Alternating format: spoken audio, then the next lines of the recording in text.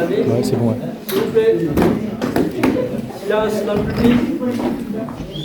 Donc bienvenue à ce dernier conseil de l'année. Donc il est 18h, on va pouvoir ouvrir la séance.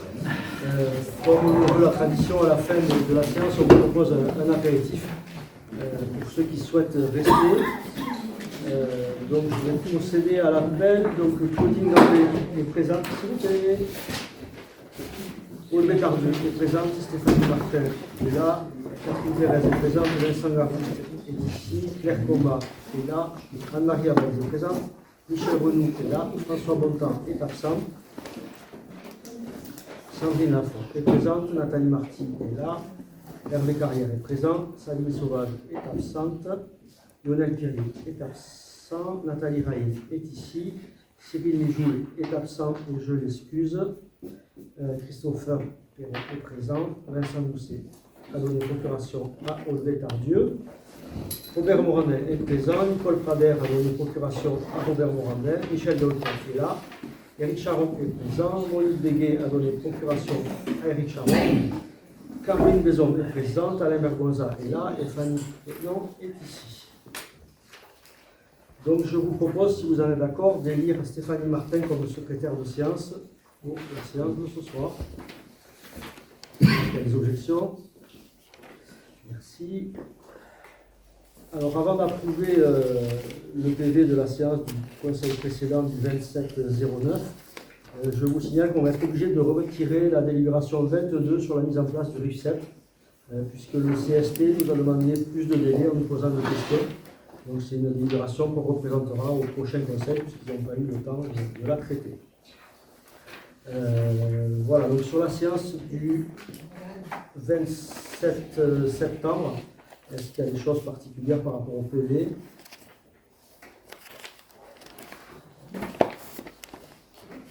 Il n'y a rien, je vous propose de l'adopter. Donc qui est contre? Qui s'abstient? Merci. Je m'abstiens, Philippe. Abstention. Toujours pour la même raison que c'est une extinction et que du coup c'est pas, c'est bien parce qu'on a fait le dialogue, mais ce n'est pas. Vous avez allumé le son en fait? Oui, je vais le dire. Donc je vous rappelle que la séance est enregistrée. Avant de prendre la parole, merci de dire votre nom pour que la personne qui fasse les retranscriptions puisse savoir qui a pris la parole. oui, donc pardon, c'était Sandrine Lafont. Ok, donc si vous en êtes d'accord, je vous propose d'attaquer l'ordre du jour. Donc on a 3 délibérations sur le CIVOM sage que Claudine va nous présenter. Est-ce qu'il ne serait pas possible d'intervertir un peu pour un point informatique? Là, tu fais ça les fiches. On a un problème de changement au Windows 10 et Windows 11 et ça ne fonctionne plus avec la. Voilà. Bien, donc vous avez reçu le rapport d'activité du SAC. Et voilà, ça marche. Je pense que ça ferait une version intégrale. Donc je voulais vous présenter quelques éléments qui permettraient quand même sans vous plonger dans le. Vous avez voir le rapport définitif, dont on demande simplement l'activité de la réflexion. Et je voulais vous présenter un petit peu les éléments importants du design. Voilà.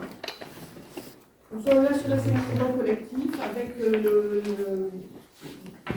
la carte qui vous indique le nombre de communes qui sont à des remplissages. On peut passer. C'est pas très long. C'est simple de se mettre. Sur le fait de marquant de 2022, il y a eu des coûts qui sont importantes et qui ont notamment affecté la station d'épuration de notre commune. Donc un certain nombre d'augmentations de coûts. Et surtout, pas mal de projets et d'opérations, dont le projet de transfert des eaux usées de Portet-sur-Garonne et à la station d'épuration de Cugnon. Donc c'est une des parties de ce programme qui affecte les communes de Portet, de la Croix, etc. Donc il y a deux actions.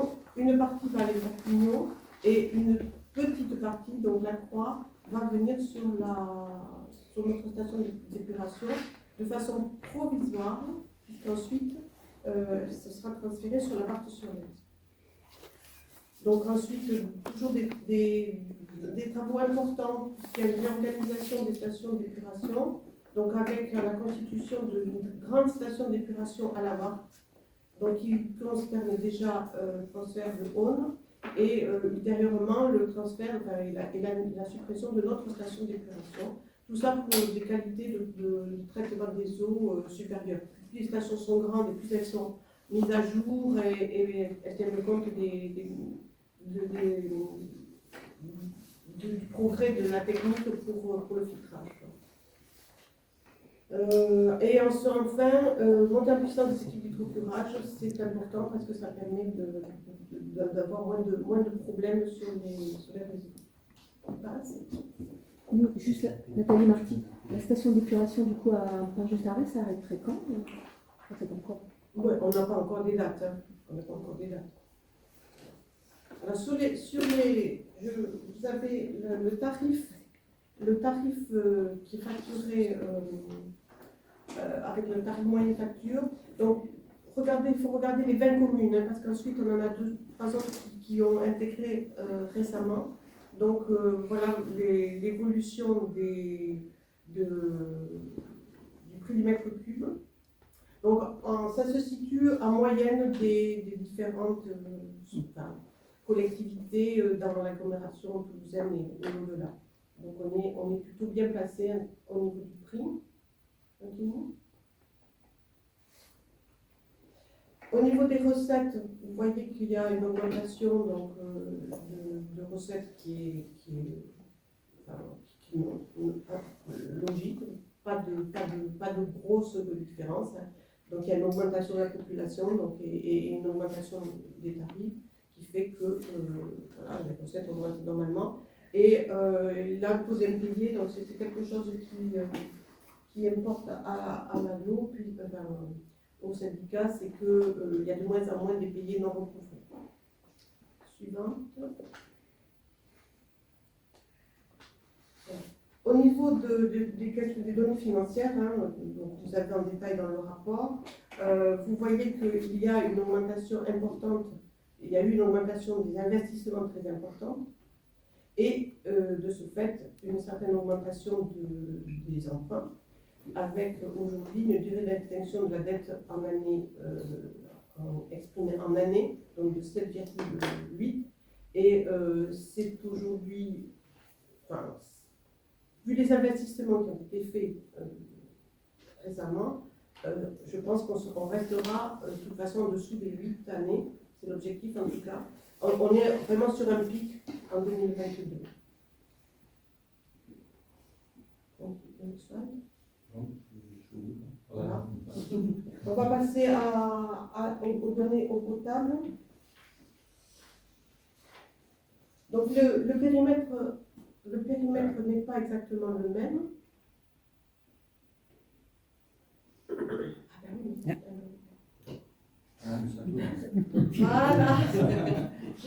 Voilà. Donc sur le potable, le périmètre n'est pas tout à fait le même. On aura la carte au-dessus.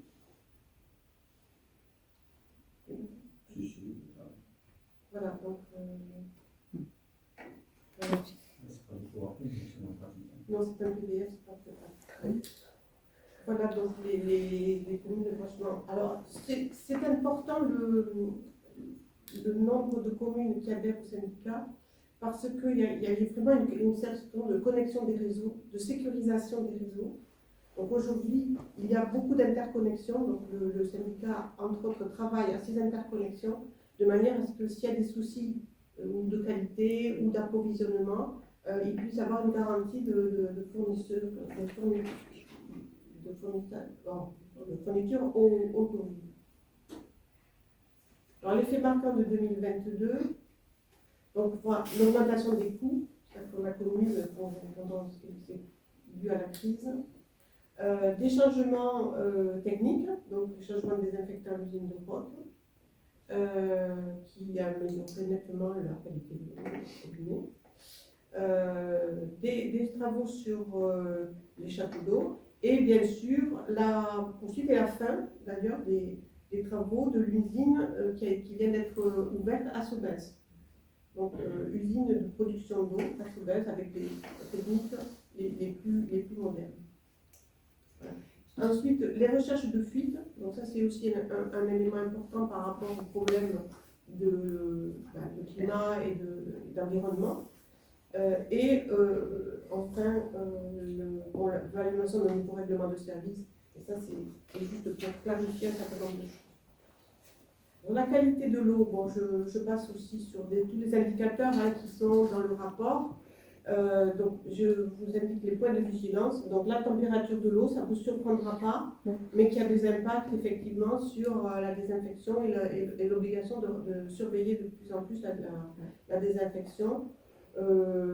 L'équilibre carbonique, l'eau agressive, c'est pour les réseaux. Et puis le chlorure de vinyle, donc vous savez que on a peu de canalisations qui sont de ce type-là, parce qu'elles ont un problème de détérioration. Voilà. Et puis,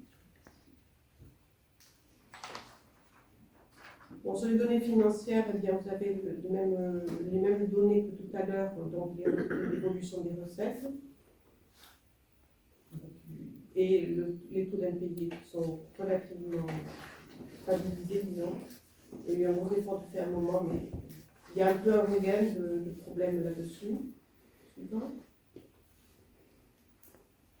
Voilà là aussi, donc une année 2022 tout à fait exceptionnelle avec la très grosse opération de l'usine de Sommet.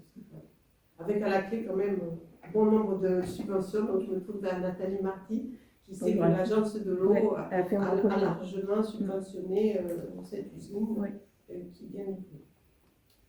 Voilà, je crois que c'est le dernier. Donc je vous propose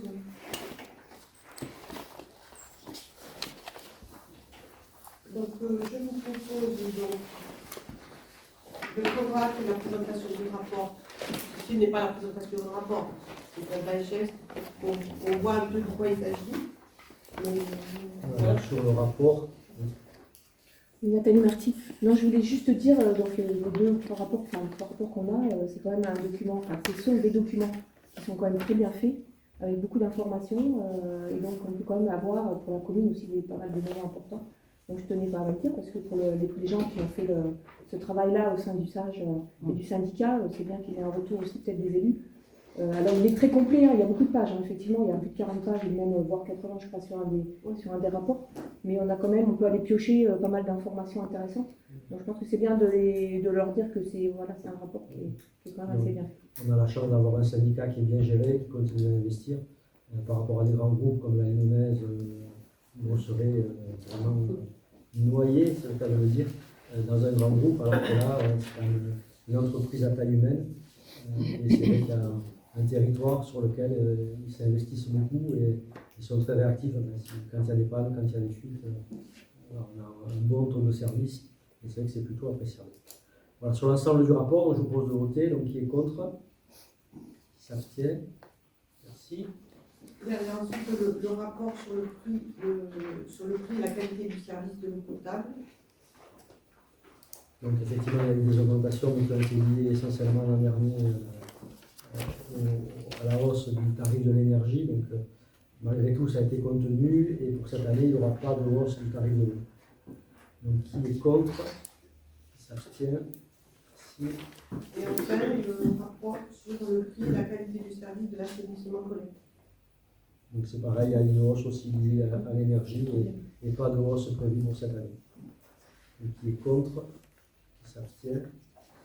Merci. Je rajoute juste un point qui est important de savoir parce que ce n'est pas dans tous les syndicats des eaux. Il y a un forfait gratuit. Il y a une première tranche. Vous avez le cube d'eau qui est gratuit aussi bien pour les eaux usées que pour les potables. Ce n'est pas le cas. C'est appréciable, c'est sûr. Donc après l'eau, je vous propose de passer à l'électricité, si les deux sont pas compatibles. Pardon, Philippe, juste Sandrine Lafont, une question. Est-ce qu'il y a un peu une injonction qu'on essaie de conseiller aux habitants de réduire la consommation d'eau ou pour l'instant il n'y a pas de. Enfin, est-ce que le SAGE met une alerte en disant il faudrait que. Parce que 120 mètres cubes, je comprends que c'est la consommation moyenne. Oui. Est-ce qu'ils disent c'est normal, ça va, c'est bon, ou est-ce qu'ils disent essayer de faire des campagnes, enfin voilà, est-ce que Je ne crois pas que le SAGE en tant que tel ait fait des campagnes, mais c'est vrai qu'il y a des campagnes nationales. Les communes ont des actions aussi. Dans ma connaissance, Avec la facture. Il relève Avec la les facture. fuites. Avec la Et Il y facture. a quand il y a des quelques- fuites, il y a quand il y a des quelques- fuites, il déclare les fuites. Il y a quelques C'est un système indications. automatique de détection des fuites. Oui, mais c'est pas qu'on relève. Sur l'électricité, c'est ça? Donc la délibération suivante vise à remplacer 281 communes sur la commune, majoritairement de type bourg. Donc le but est de limiter les impacts négatifs sur la biodiversité nocturne et donc d'arrêter d'éclairer le ciel. Et du coup de limiter également la consommation d'énergie de la commune. C'est un gaspillage énergétique important. Donc la commune a adressé au syndicat d'électricité une demande pour étudier la possibilité de changer ses points lumineux. Donc c'est l'affaire 6 AT 323. Donc la solution qui est proposée, la solution qui est proposée, c'est de remplacer ces points lumineux et de les financer par un emprunt qui sera souscrit par l'ESDEL. Donc cet emprunt sera financé par une économie d'énergie, donc il est estimé de la manière suivante, à partir des consommations annuelles qui existent aujourd'hui. Donc aujourd'hui, la commune paye 15 392 € par an pour les lampadaires concernés par le projet. Et après la mise en place des nouveaux lampadaires, la commune payera une annuité sur 12 ans qui s'élèvera à 9 936 € et payera donc également une facture d'électricité qui sera moindre, divisée par 4 environ, et qui s'élèvera à 3 908 €, soit un total de 13 844 €. Donc après le projet, la commune économisera 1 500 € par an avec les nouveaux lampadaires environ. Voilà. Donc cette estimation a été chiffrée par le syndicat d'électricité et en fait elle a été chiffrée à coût constant de l'énergie. Donc bien évidemment, comme l'énergie, le coût de l'énergie est assez volatile, il est probable que l'estimation ne soit pas tout à fait juste, mais le syndicat ne peut pas mieux faire. Donc, il est à noter également que, sauf aléas climatiques, vandalisme ou travaux sur le réseau, les dépenses de dépannage des appareils qui ont été installés seront rénovées dans le cadre du programme DELF+. Les dépenses d'entretien seront prises en charge par le syndicat dans le cadre d'une garantie qui sera sur les 12 prochains exercices. Les contributions donc, seront imputées à l'article 65-54 de la section de fonctionnement. Quand je dis les contributions, c'est le coût de l'annuité de 9 936 €. Parce qu'en fait, c'est un emprunt qui est souscrit par le DEG et non par la commune. Je le rappelle. Ça sera une contribution que l'on versera au DEG chaque année. Voilà un petit peu. Donc la répartition sera sur plusieurs quartiers, la Hyère, la Gare, Bourrassol, c'est le nombre important, le Perrier, et puis derrière la Poste. Voilà un petit peu la répartition. Il faut savoir que dans ces points lumineux, il y aura également des lampadaires qui sont aujourd'hui détériorés et qui sont en attente de réparation depuis plusieurs mois, parfois années. Donc le remplacement a été pris en compte par le syndicat, mais il faut savoir que ça prend pas mal de temps. Donc il y a beaucoup d'éclairages sur la commune qui sont aujourd'hui HS et du coup ce projet va permettre de remplacer un certain nombre de lampadaires détériorés actuellement. Donc ce que je tiens à rajouter, c'est qu'en théorie, l'État avait prévu que la réglementation change en 2025. Donc ça veut dire qu'on a un an d'avance par rapport à l'obligation de supprimer les lampadaires boules. Alors après c'est théorique, hein, c'est comme l'adaptation des locaux, c'était 2015 et puis après il y a des délais qui viennent allonger derrière le délai de mise aux normes. Mais en tout cas on sera dans les premières communes à remplacer toutes les boules d'un coup. Et c'est mieux que de faire par petits morceaux. Donc effectivement ça impacte tous les quartiers puisque les boules, malheureusement il y en a partout. Voilà, donc c'est quand même quelque chose de significatif. Au total, c'est plus de 100 000 € qui restent à la charge de la commune, mais c'était nécessaire à la fois en termes d'économie, à la fois en termes d'environnement, et puis que chacun y retrouve un confort, effectivement, par rapport aux lampadaires qui sont en panne un petit peu partout, avec du matériel vétuste et qu'on ne peut pas réparer parce que les boules elles datent de 15 ou 20 ans et on ne trouve plus les pièces pour les remplacer. Voilà, s'il y a des questions. Christopher Perron, j'avais une question, quelques questions sur le sujet. Est-ce que c'est un projet de remplacer complètement le lampadaire ou de garder le mât et de changer juste... On ne peut pas remplacer le lampadaire, en fait, c'est pas adapté avec... on ne peut pas brancher un lampadaire LED, Ouais. un luminaire LED sur les mâts existants. On est obligé de tout remplacer. D'accord. Et au niveau du planning de travaux, est-ce qu'on sait... On ne sait pas, parce qu'en fait, aujourd'hui, on va voter pour ou contre le projet. Ok. Et ensuite, on informera le syndicat. Et le syndicat planifiera les travaux avec les entreprises. D'accord. Ça, c'est sur 2024. Donc il y aurait possibilité de démarrer en 2024, mais on ne sait pas combien de temps ça va durer. Ça peut s'étaler sur... Ouais, non, on ne sait pas. Ça dépendra des entreprises avec lesquelles Ok. le syndicat travaille. Et donc, on est dépendant de, Et de la disponibilité du matériel aussi. on est dépendant de ça. Ok. De la disponibilité des entreprises et du matériel, en fait. Parce qu'on n'est pas les seules communes. Ouais. Ok. On propose de voter. Qui est contre? Qui s'abstient? Merci. Après, on a une autre délibération classique qu'on prend chaque année pour la voirie. Oui, voilà, donc c'est pour la réalisation des petits travaux sur la voirie. Du coup, les services techniques de la commune, grâce à cette convention, peuvent réaliser des petits travaux sur la voirie. De l'enrobé à froid pour boucher les trous, des mises de trous, par exemple. Donc, c'est une convention de mise à disposition des services de la commune de Cajustaret au bénéfice du tableau pour l'exercice de la compétence voirie, donc pour l'année 2024.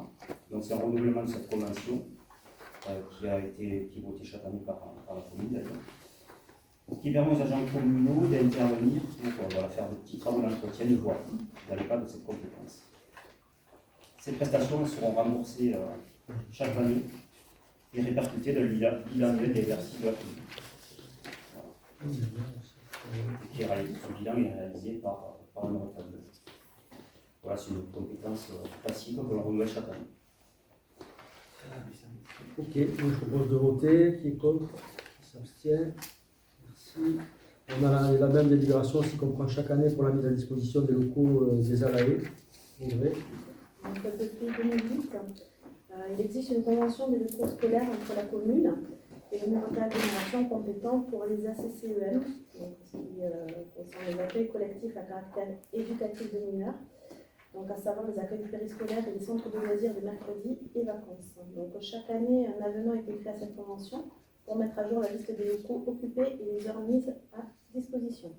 Donc, le conseil municipal du 29 mars 2018 a approuvé une nouvelle convention dont la durée était calculée sur l'exercice de la compétence. Par délibération 2018-07-04, le conseil municipal de décembre 2018 avait approuvé un premier avenant à cette convention, puis le conseil municipal de novembre 2022 avait approuvé un second avenant. Le maire Taraglo a souhaité repartir cette année sur une nouvelle convention à compter de la rentrée scolaire 2020. Et donc, propose au Conseil d'approuver cette nouvelle convention et d'autoriser le maire à la signer. Est-ce qu'il y a des questions? Sandrine Lafont, en gros, là, pourquoi une nouvelle convention? Est-ce qu'il y a Chaque des année, choses... c'est annuel. Non, l'avenant, mais là, il est précisé qu'on fait une nouvelle. Est-ce qu'il y a des choses qu'on a choisi de faire autrement qui changent ou c'est juste c'est pas un avenant, mais le fond est le même? On reconduit effectivement Le même principe. Et du coup, par rapport comme il y a les Algeco qui sont dans la nouvelle, enfin, dans la convention, ils y sont toujours. Est-ce que la date à laquelle on s'attend d'avoir le nouveau bâtiment, du coup, il y aura un avenant, mais j'en profite pour demander quand est-ce qu'on espère ne plus utiliser les Algeco? À l'été. À l'automne. Claire Combat, donc du coup, ça veut dire à la fin quand les ALAE seront disponibles, il faudra refaire l'avenant et avec Je toutes pense pas qu'on les fera nouvelles l'avenant salles. parce que l'avenant, il est pour un an, ça ne met pas les locaux précis. On met à disposition les locaux de l'ALAE, quels qu'ils soient. Quoi. Si, il y a les locaux. Ici, ils Christopher Perron, c'est que chaque entité dans le bâtiment est précisée. Donc on a renommé, si je ne me trompe pas, 4 Algeco. Donc on sait là. Qu'on la refasse en tournage. Je tiens à faire remarquer qu'il aurait pu être préférable de marquer que ces Algeco ne sont pas utilisés à usage préférentiel étant donné la présence d'amiante. Et que dans ce cadre-là, j'aurais préféré que la Convention le précise et mentionne que cet accord sera modifié à date, à partir de la mise en production, on va dire ça, des nouveaux bâtiments de la LAE. S'il n'y a pas d'autres questions, je propose de voter. Qui est contre? Qui s'abstient? Merci. Ensuite, on a 2 délibérations qu'on prend aussi chaque année, donc sur l'autorisation d'exécuter le budget primitif avant son vote et la compte de subvention pour le CCAS. Nathalie. Donc l'article L1612 du Code général des collectivités territoriales précise que dans le cas où le budget de la collectivité n'a pas été voté avant le 1er janvier de l'exercice auquel il s'applique, l'exécutif de la collectivité est en droit de mettre en recouvrement les créances et d'engager, liquider et mandater les dépenses de fonctionnement dans la limite de celles inscrites au budget de l'année précédente. Pour ce qui concerne les dépenses d'investissement, l'exécutif peut, sur autorisation de l'organe délibérant, engager, liquider et mandater les dépenses d'investissement dans la limite du quart de crédit au budget de l'exercice précédent, c'est-à-dire non seulement les dépenses inscrites au budget primitif et au budget supplémentaire, mais également celles inscrites dans les décisions modificatives. Donc le budget primitif devant être voté en avril, il est proposé d'autoriser l'exécutif à engager, liquider et mandater les dépenses d'investissement des chapitres 20, 204, 21 et 23 dans les limites indiquées ci-dessus. Donc les chapitres 20, 204, 21 et 23 étant les immobilisations incorporelles, les immobilisations corporelles, les immobilisations en cours et les subventions. Donc c'est une décision classique, hein, c'est pour ne pas faire comme aux États-Unis, à se retrouver sans budget en début d'année. C'est la même chose est faite au niveau du Parlement aussi pour que il y ait une continuité de l'État et de ne pas bloquer les crédits et le paiement des salaires et de l'investissement. Voilà. S'il y a des questions. Sandrine Lafont, j'avais déjà fait la remarque, donc je vais faire la même. Hein, je trouve qu'on vote le budget très tard. Hein, et donc vous avez déjà expliqué, mais on est vraiment dans les dates limites. Et moi, je trouverais bien qu'on essaie d'avancer un petit peu. Ce qui ne change rien sur le fait qu'on aurait une autorisation avant, hein, mais on pourrait. Il faut avoir le compte de résultat avant de voter le budget. Par exemple, la Gonureta, il vote le budget avant d'avoir le résultat. Et je trouve que c'est pas bien parce que le résultat il est quand même déterminant pour le budget. Et sans avoir connaissance du résultat voté un budget, moi je trouve ça aberrant, donc je préfère attendre. Et donc on ne changera pas les dates. Oui, je sais, mais c'est pas que c'est pas possible, c'est que c'est un choix. Et je comprends les arguments, mais c'est un choix. Moi je trouve qu'on est très tard. Voilà. Non, c'est un choix. Christopher. On a noté que les dotations de l'État, on a connaissance on est notifié des dotations quelques jours avant d'envoyer la convocation pour le vote du budget. Donc on attend vraiment d'être sûr d'avoir les bonnes dotations de l'État pour finaliser le budget 2024. Et les dotations de l'État, fin mars. On envoie la convocation première semaine d'avril pour un vote 10 ou 15 avril, sur la date exacte. Donc on attend vraiment une notification de l'État avec les bonnes dotations qui sont l'un des budgets quand même importants le plus important de la commune. Et en tout cas, on ne détonne pas par rapport à ce qui était fait avant dans la commune. C'est le même calendrier, et par rapport aux autres communes, c'est le même calendrier. Ok. Christopher Perron, pardon, j'avais une question au niveau du compte résultat. Normalement, au niveau comptable, on peut avoir un statut, un bilan, on va dire quelques mois par anticipation. On n'est pas en compta public. Hein. On n'est pas en compta privé. Donc, ma question, est-ce que ce type de possibilité se fait au niveau public? Vous avez anticipé un peu Si tu trouves une commune qui le fait, tu me le dis. Ok, je vous propose de voter. Qui est contre? Qui s'abstient? Merci. Pareil pour le CCAS. Donc le budget annuel du CCAS est de faible importance et la recette est essentiellement assurée par la subvention de la commune. Donc la trésorerie du CCAS reste elle aussi assez faible tout au long de l'année, mais elle est particulièrement faible en début d'année budgétaire. Donc pour éviter de se trouver dans une situation de trésorerie tendue face aux dépenses, il est proposé d'autoriser à verser, avant le vote du budget de la commune et du CCAS, un acompte sur la subvention annuelle de 25% de la subvention 2023, qui était de 10 000 €, soit un montant de 2 500 €. Et s'il n'y a pas de questions, je propose de voter. Qui est contre? S'abstient. Merci. Le point suivant, c'est une nouveauté par contre pour le budget 2024. Donc, la question porte sur le principe de création d'un budget annexe pour l'activité de production et commercialisation d'énergie renouvelable. Donc, la commune porte au budget 2024 le projet de création d'une centrale solaire photovoltaïque en autoconsommation collective avec revente du surplus à EDF, obligation d'achat. Donc, cette activité est considérée comme étant constitutive d'un service public industriel et commercial et est donc soumise à l'obligation d'un suivi en comptabilité de type M4 et doit faire l'objet d'un budget annexe. La création d'un budget annexe relève de la compétence du conseil municipal, mais doit intervenir avant le 31 décembre de l'année précédant la création effective du dit budget. Donc, pour le mettre au budget 2024, il faut le voter en 2023. Donc, l'article 88 de la loi 2023-175 du 10 mars 2023 relative à l'accélération de la production d'énergie renouvelable a prévu que cette obligation soit supprimée pour les installations inférieures à un certain seuil, mais celui-ci n'est pas encore fixé. Donc, par défaut, il est proposé au conseil municipal de décider du principe de création du budget annexe, production, distribution et commercialisation d'énergie renouvelable au 1er janvier 2024. La délibération permettra d'engager les démarches administratives indispensables à la création et à la préparation du futur budget. Il est précisé que la discussion sur le contenu de ce budget se tiendra normalement dans le cadre du débat sur les orientations budgétaires, puisque le budget sera voté en même temps que le budget principal. Voilà, donc sur ce projet, donc effectivement, c'est la production d'électricité par des panneaux solaires sur les bâtiments des ateliers municipaux. Donc on a prévu de renforcer la toiture, donc le renfort de toiture va avoir lieu à partir de janvier. Et donc dessus, on disposera de panneaux solaires, comme sur le bâtiment des Alaïs, et les deux seront groupés dans la production d'énergie en passant en tarif jaune. On estime être en autosuffisance au moins à 50% des besoins de la commune quand on aura fait ce projet. Et la revente d'électricité, effectivement, l'été, puisque l'été, on a moins de consommation, puisque les bâtiments ne sont pas occupés. Oui, Nathalie Marty. Ça me fait rebondir parce que vous nous avez envoyé un document avec les durées de garantie de l'onduleur et des panneaux photovoltaïques quand vous avez demandé la fois dernière. Et donc pour ce nouveau projet, ce qu'on a trouvé quand même très court. Nous, on n'est pas des techniciens, si vous êtes meilleurs que les bureaux d'études, il faut le dire. Attends, Philippe. Moi, j'en sais rien entre le délai de garantie et le délai effectif de production. Moi, cette Philippe, question, je ne suis pas technicien. Est-ce que je peux poser ma question? Mais nous, on peut l'être. Donc. Est-ce que je peux poser ma question? En tout cas, moi, je n'ai pas la réponse. Est-ce que je peux poser Merci. Donc, c'était juste pour dire, bon, ce qu'on se rend compte, effectivement, c'est que ça a l'air, ceux qui sont prévus pour les Alaïs ont l'air quand même assez courts, même quand on fait des devis pour du privé. On nous propose des garanties plus longues. Est-ce qu'il y aura le même type de garantie? Entre du matériel pour les particuliers et pour les collectivités, ce n'est pas les mêmes durées. Moi, je vends du matériel pour les professionnels et pour les particuliers, ce n'est pas les mêmes durées, parce que le mode d'utilisation n'est pas le même.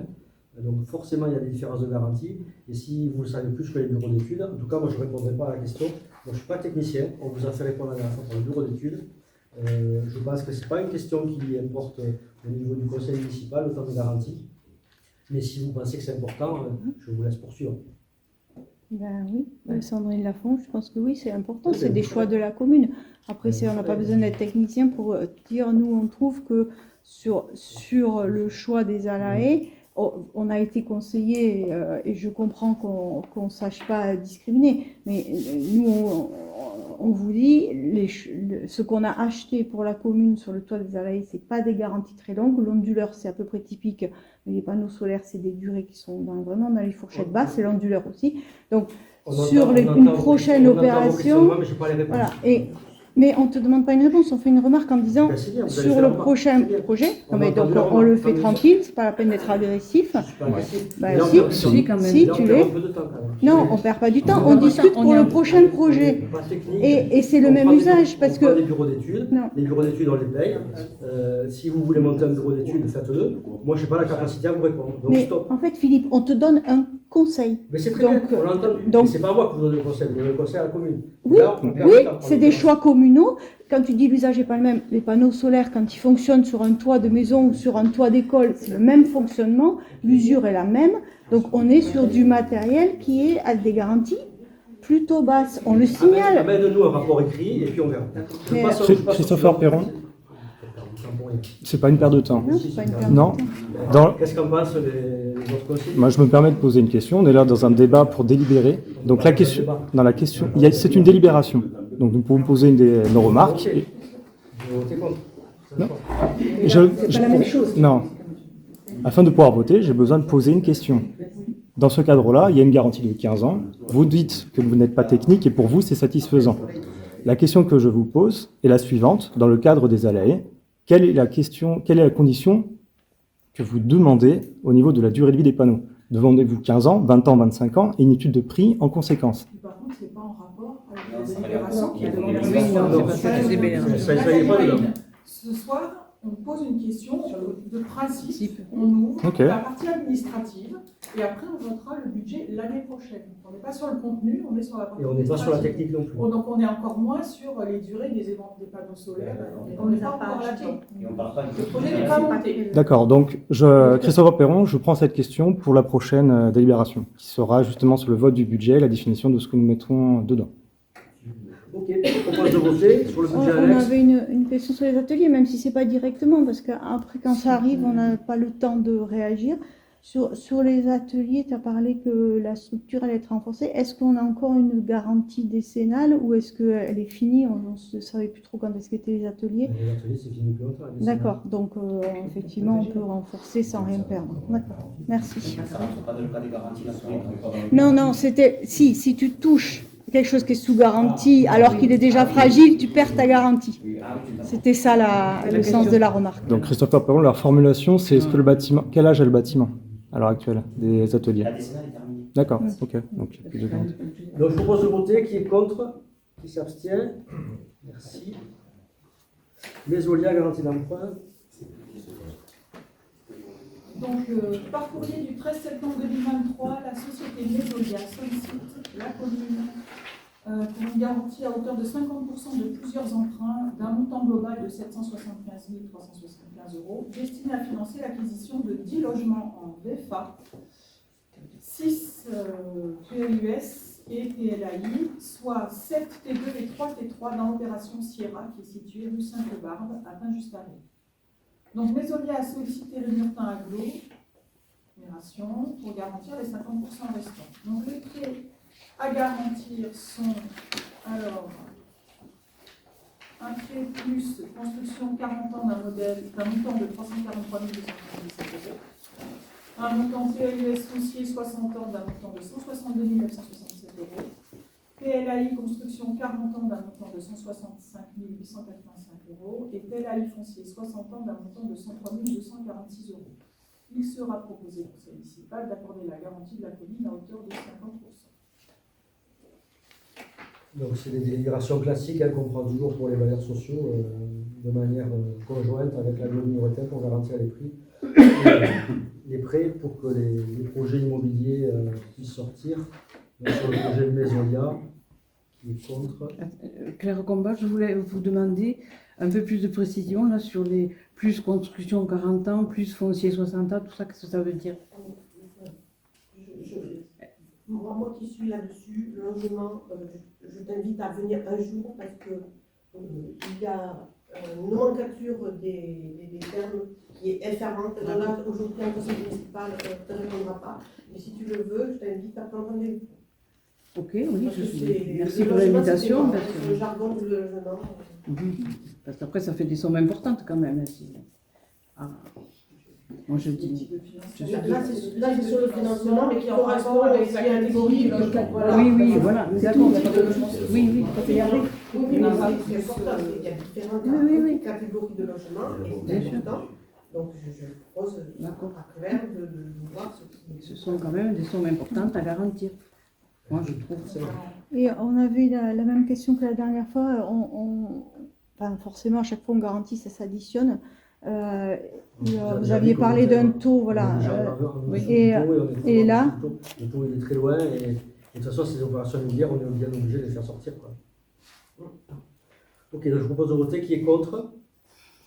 S'abstient. J'avais une question, Christopher Perron. On a voté là. On a voté. C'est pareil. Moi, si tu veux. Du coup, ça faisait 3 abstentions ou 2 abstentions incomplètes? Non, moi c'était une question. Moi, je suis pour. 2 abstentions. Donc le point 11 pour chronologie. Donc, demande de maintien de garantie d'emprunt. Donc, par courrier du 9 mai 2023, la société Promologie sollicite de la commune le maintien de la garantie d'emprunt suite à une opération de réaménagement de dette massive ayant porté sur 685 lignes de prêt et un encours de 388 millions avec la Banque des Territoires. Pour la commune de Pain-Justaré, il s'agit de 3 lignes de prêt pour lesquelles la garantie de la commune avait déjà été accordée et qui sont détaillées dans le tableau joint. Il sera proposé au conseil municipal d'accorder le maintien de la garantie de la commune à hauteur de 50% sur les nouveaux prêts réaménagés. Voilà, là, vous nous avez demandé le tableau qui n'est pas clair, mais on n'en a pas d'autre. Le tableau qui a été transmis, c'est celui-là. On n'en a pas d'autre. Donc on ne nous a pas retransmis le tableau, puisqu'on n'en a aucun autre. Donc effectivement, il faut zoomer pour le voir. Et il y en a pas d'autre. Christopher Perron, du coup je pose ma question. Pour arrondir cette pièce qui est jointe, qui était lisible, on vote à l'aveugle sur ce point-là. Ça c'est le premier point. Ici, quand même. Si on veut consulter le tableau, cette pièce jointe, on ne peut pas la lire, donc on vote à l'aveugle. Ma deuxième question est la suivante. Que se passerait-il si la commune refusait et votait massivement contre cette délibération? On ne peut pas refuser, c'est déjà une délibération qui est conjointe avec la loi du Muretin. Et qui ne veut pas avoir de logement? Je vous pose la question, monsieur le maire. Si le conseil municipal votait contre, que se passerait-il? Le conseil municipal ne va pas voter contre. Toi, tu vas peut-être voter contre. Non, je vous pose la question autrement. Je ne sais pas, je n'ai pas la réponse. Voilà, si on votait contre, on représenterait au conseil suivant. Mais bon, on ne va pas voter contre. Donc je vous propose de voter. Qui est contre? Qui s'abstient? Merci.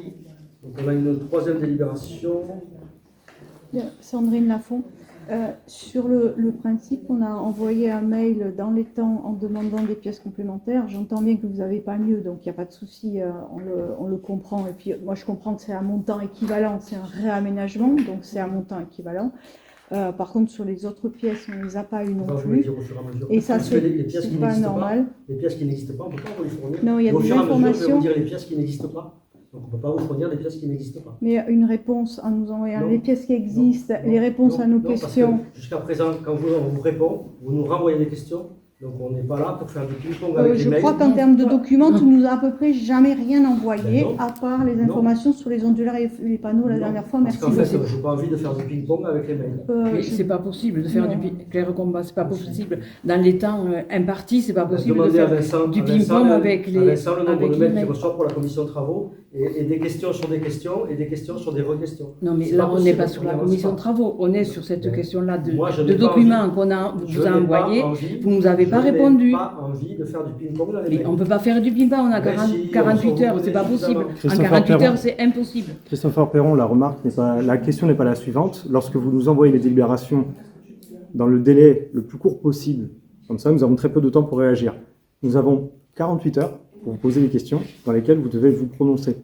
La question est que vous avez fait le choix, monsieur le maire, de ne pas nous répondre. Non, mais les documents n'existent pas, je vais vous répondre là. En conseil, les documents n'existent pas. Donc, je ne peux pas vous fournir des documents qui n'existent pas. Mais très bien. Admission non-valeur. Oui, Cité Jardin.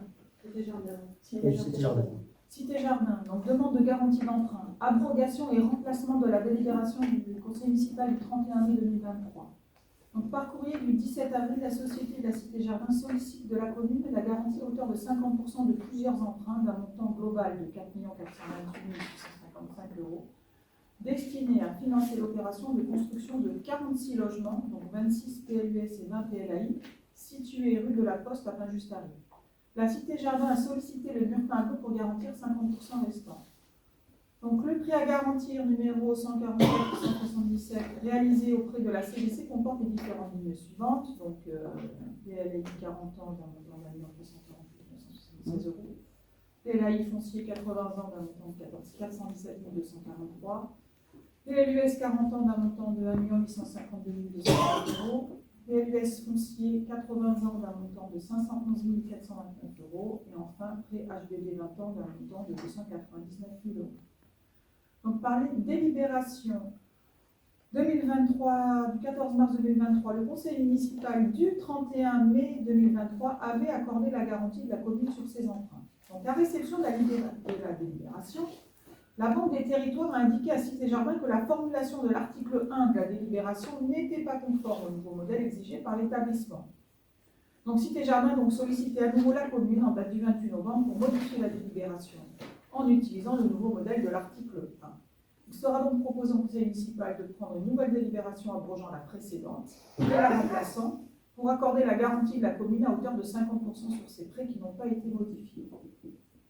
On revote ce qu'on a déjà défini. Et qui est contre, qui s'abstient. Merci. Donc admission en non-valeur. Et donc admission en non-valeur, donc Madame le trésorier principal de Muret a transmis des états de demande d'admission en non-valeur. Donc, ils correspondent à des titres des exercices antérieurs 2013, 2014, 2015, 2017 et 2020. Et malgré les procédures employées, ces recettes ne pourront pas être recouvrées. Donc, il convient, pour régulariser la situation budgétaire de la commune, de les admettre en non-valeur à l'article 64-52. Donc, il sera proposé au conseil municipal d'admettre en non-valeur 9 titres pour un montant de 1 402 €. Vous l'avez bien compris, ce sont des très petites sommes. Oui. Donc, au bout d'un certain moment, la trésorerie. Voilà, c'est des créances irrecouvrables. Enfin, la trésorerie a été au bout, enfin, les gens ont disparu, ou ont déménagé, et au bout d'un moment, ils n'arrivent pas à récupérer les sommes. Et nous, c'est important de ne pas les garder dans notre budget, parce que malheureusement, on ne les encaissera jamais, quoi. Donc, je propose de voter. Qui est contre? Qui s'abstient? Merci. Modification de la commission d'appel d'offres. La CGCT, et en particulier ses articles L1414-2, L1411-5 et D1411-3 à 5 prévoient qu'en plus du maire ou de son représentant qui en est membre de droit, la CAO, commission appel d'offres, est composée de 5 autres membres titulaires et 5 suppléants élus au scrutin de liste à la représentation proportionnelle. Au plus fort reste sans panachage ni vote préférentiel. Donc c'est la délibération numéro 2020-0409 du 3 juin 2020 qui a porté élection des membres de la commission d'appel d'offres, CAO, et parmi les titulaires, il y avait M. Francis Ortigoza. Cette délibération avait été modifiée une première fois pour remplacer M. Dominique Jacques par délibération 2022-0209 du 6 avril 2022. Donc, par courrier de M. le sous-préfet de Muret en date du 27 avril 2023, la démission de sa fonction du deuxième adjoint au maire et de conseiller municipal demandée par M. Francis Ortigoza, conformément à l'article L2122-15 du Code général des collectivités territoriales, a été acceptée. Il est donc nécessaire d'assurer son remplacement à la CAO. Il ne reste plus de candidats disponibles sur la liste sur laquelle avait été élu M. Francis Ortigoza. Il faut donc élire un nouveau membre. La CAO est régie par un principe de représentation proportionnelle au plus fort reste sur la base d'un scrutin de liste, et donc que le nombre d'élus sur chaque liste est proportionnel au nombre de voix recueillies par chacune d'elles. Le conseil municipal fixe les conditions des présents remplacements, et au vu de l'article L2121-21 du CGCT qui prévoit qu'il est voté au scrutin secret lorsqu'il y a lieu de procéder à une nomination ou à une présentation, mais que le conseil municipal peut décider à l'unanimité de ne pas procéder au scrutin secret, aux nominations ou aux présentations, sauf dispositions législatives ou réglementaires prévoyant expressément ce mode de scrutin, ce qui n'est pas le cas en l'espèce. Monsieur le maire propose à l'Assemblée d'acter à l'unanimité de ne pas proposer au scrutin secret. Il sera proposé à l'Assemblée la candidature déclarée suivante, Madame Marty, et de procéder à l'élection du remplaçant de M. Ortigoza comme troisième titulaire à la CAO.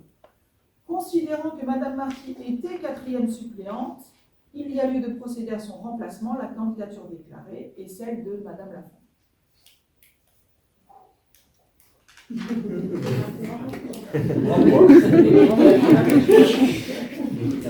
Il n'y a pas de questions. Sandrine Lafont, il me semble que quand on a remplacé, quand Francis a démissionné, il était dans plusieurs commissions. Et on n'a pas. Pourquoi on remplace le CAO maintenant et pas à l'époque? Il me semble qu'on avait posé la question. Et, La procédure est un peu plus longue. Oublie. Non, la procédure est un petit peu plus complexe. bon, c'est pas plus complexe. C'est pas Bon. fait longtemps. Il faut savoir que la commission d'appel d'offres, on l'a jamais réunie depuis le début du mandat. Et on la réunira sans doute pas d'ici la fin.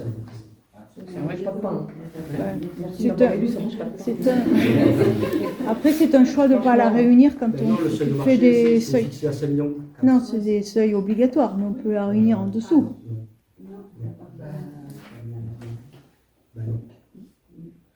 Je propose de voter. Donc, qui est contre? Il faut voter sur La CAO. Non, il faut voter D'abord sur le fait qu'on fait un mail levé. C'est pas un bulletin secret. Oui. Donc, c'est pas un bulletin secret, ça fait gagner du temps. Donc, qui est contre après sur l'élection? Qui s'abstient? Merci. Cathy, sur Terpsichore. Donc l'association Terpsichore avait effectué une demande de subvention exceptionnelle pour l'achat de costumes en vue du spectacle de fin d'année au mois de Lors de l'examen des demandes de subvention, il avait été décidé de donner une suite favorable à cette demande pour un montant de 200 €. L'animation ayant bien eu lieu, il convient de délibérer pour attribuer définitivement la dite subvention. Il est proposé au conseil municipal de décider une subvention exceptionnelle destinée à contribuer à l'achat de costumes d'un montant de 200 € pour l'association Capricorne. Je propose de voter. Qui est contre? Qui s'abstient? Merci. Articule. La commune est membre depuis sa création de l'entente Articule qui regroupe actuellement 5 communes, la Barque-sur-Lèze, Aulne, Roquette, la Gardare-sur-Lèze et Pinjustaré, autour d'actions culturelles communes. La commune de Roques a délibéré le 11 juillet 2022 pour faire part de son souhait de rejoindre l'entente Articule. Cette demande a été abordée lors des 2 dernières conférences de l'entente du 6 juin 2023 et du 14 novembre 2023 et les membres ont convenu de solliciter l'avis des conseils municipaux des membres actuels sur cette demande. Il sera donc proposé au conseil municipal de donner un avis favorable à l'entrée de Roques-sur-Garonne au sein de l'entente Articule et d'approuver le projet d'avenant à la convention d'entente actant cet entrée et modifiant la date d'échéance de l'entente portée au 30 juin 2027. Donc, sur l'entente Articule, je propose de voter. Qui est contre? Qui s'abstient? Merci. Claudine. Donc, déplacement et désaffectation dans le secteur de Pédenot. La commune est propriétaire du groupe d'impasse Pédenot d'un foncier à impasse situé entre 2 propriétés privées et ne desservant que l'une de celles-ci. Le résident M. Répi a fait connaître à la commune son souhait d'acquérir une partie de ce foncier pour stationner son véhicule. Il indique qu'il stationne déjà ça. Ce foncier n'ayant aucune utilité en la décharge de cette propriété privée, la commune a accepté le principe de cette cession. Il sera donc proposé au conseil municipal de procéder d'une part au déclassement de cette partie du foncier communal, puis d'autre part à la cession de cette emprise pour un volume de 77 m² contre le 12 € par mètre carré, soit un total de 224 € à M. Répi. Il est précisé que l'acquéreur prendra en charge les frais relatifs à cette transaction. Pour répondre à la question que vous avez posée, vous avez demandé si les propriétaires des parcelles bâties avaient été avertis, ils ont été avertis au moment de l'intervention du géomètre. J'étais présente comme il est normal à cette rencontre et j'ai vu qu'il n'y avait pas de difficulté avec les propriétaires. Si lui ont donné le rapport à la vente, ils ne sont pas à donner le rapport à la vente, mais ils n'ont aucune objection. Et enfin, il y avait encore une dernière question. Ah oui, sur le prix. Sont-ils impactés sur la perte d'une possibilité de passage, puisque en fait... Non, il n'y a aucun impact. Il n'y a plus de possibilité de passage. Peut-être qu'un jour, parce que derrière, jadis, il y avait une possibilité de passage, mais qui n'existe plus aujourd'hui. Donc imaginons qu'ils vendent et qu'après les gens qui ont par exemple des enfants, pour sécuriser leurs enfants, veulent une sortie par le passage, par derrière de leur maison. Et sortir pour que les enfants puissent aller à pied au collège, à l'école et tout ça, pour ne pas sortir sur la rue. Sur la RD4. Ça sera terminé cette possibilité-là. Je vois, on passe, mais ça ne donne que sur l'impasse Pédenot, c'est tout. Hein. Non, mais le bout de terrain, Le voisin. le bout de terrain qu'on souhaite acheter d'après la carte, le bout de terrain qu'on souhaite acheter, il va vendre. C'est fermé. Oui, mais eux, ils ont les gens, Un mur. ils ont mis c'est un grillage. Mais si vous voulez mettre un petit portillon, par exemple. Non, ils ont mis Il y en a qui a un grillage blanc. Là, ceux-là, ils ne peuvent plus parce que celui qui a les terrains, celui qui rachète, c'est celui-là. C'est qui? Ils ont coupé le terrain en deux. Donc ceux-là, ils n'ont plus de possibilité de sortir. C'est ceux du dessus, voilà, ceux-là. Voilà. Là, il a fait des cabanes. Oui, et là, il y a un grillage, là. Il pourrait faire un portillon, si vous voulez. Des choses, et puis il y a des voitures. Oui, mais c'est les voitures du monsieur qui se gare, alors. Après, maintenant, il y a des trottoirs et tout ça qui rejoignent après. Non, mais c'est vrai qu'on se pose la question, imaginons qu'à la revente, on est un couple plus jeune avec des enfants, il aurait pu avoir envie pour sécuriser de faire sortir des enfants par son Là, on est dans la science-fiction. La question, c'est est-ce que la question lui a été posée? Est-ce qu'il a dit oui, j'ai pas besoin de ce passage-là? Et nous, on n'a aucun intérêt à regarder non plus. Vous nous avez posé la question sur le plan. Alors, effectivement, parce que moi j'habite à côté, hein, effectivement, le passage là, il avait été fait initialement dans le lotissement parce qu'il était prévu d'interdire que ces deux maisons-là, elles sortent sur la RD4. Normalement, Oui. il devait Sortir par là. la sortie, Sortir par là. et il devait sortir sur ce bout De terrain. Et ça s'est jamais fait. Donc, et ça ne sera jamais fait. Vous nous avez posé la question sur le plan, puisque vous voulez avoir le plan du cadastre sur cette parcelle. Cette parcelle, elle n'est pas cadastrée, puisque c'est de la voirie. Donc on n'avait pas d'autre plan à vous donner que celui qui était fourni. Non, ce qu'on a demandé comme plan, c'est le plan Sandrine Lafont. cadastral, Sandrine Lafont, pardon, le plan cadastral, les parcelles, celui qui allait acheter, qui demandait à acheter, les voisins, avoir une vision. Alors, on a fini par trouver, en absence de réponse. Oui. Mais c'est pas normal qu'on nous donne pas les informations en disant c'est cette parcelle-là qui va être vendue à tel voisin, et pas son nom, mais le numéro de la parcelle. Ouais. Et ben non, c'est pas Le plan, direct. Le plan, il était joint. Il y avait Il le était joint plan, avec. le plan cadastral qui était joint. Le plan, il était joint. Oui, Non, tu vas au Christopher Perron. 74, au 75 ou au 261? 261 n'était pas indiqué comme étant la parcelle de la personne qui faisait l'acquisition de la surface. Eh bien non. Non, Si, c'était pas c'est le très plan clair. avec à qui on le vend. Bon, écoutez, alors on vous répond aujourd'hui. Et concernant le prix de vente, donc c'est le prix qui a été estimé par les domaines, puisque ce n'est pas du terrain constructif, c'est de la voirie. c'est de la Donc voirie. 12 €, c'est le prix de la voirie. Christopher Perron, une fois l'acquisition de ce terrain, si la personne décide de clôturer, quelle sera la nature du terrain acheté par cette personne-là? Est-ce qu'elle passera à une construction? Est-ce que le terrain deviendra bâtissable? Non, mais ça Non. fait- si on Non, est non. mûr, Tu peux étendre, hein? Christopher Perron, la question est, ces 77 mètres carrés récupérés pour un tarif à 12 € permettent à l'heure actuelle de faire une plus-value à 250 € le mètre carré. Mais pourquoi il ne pourrait pas? Qu'est-ce qui Excusez-moi, bloquerait? Claire Combat. Pourquoi il ne pourrait pas le faire? Ça fait 20 000 €, 77 mètres carrés fois 250. Oui, enfin, excusez-moi, mais plus le bâti aujourd'hui, c'est une hypothèse complètement invraisemblable. On ne parle pas d'hypothèse, Christopher Perron, on ne parle pas d'hypothèse, on parle techniquement au niveau du PLU. Bon, bah, écoutez, si vous voulez vous occuper de ce genre de choses. Non, mais ce tarif de 12 € n'est pas cohérent. C'est le prix des domaines, on vend le prix des domaines. Ouais, mais enfin- On ne pourrait pas le vendre plus que. C'est le prix des domaines, on est tenu par le prix des domaines, excusez-moi.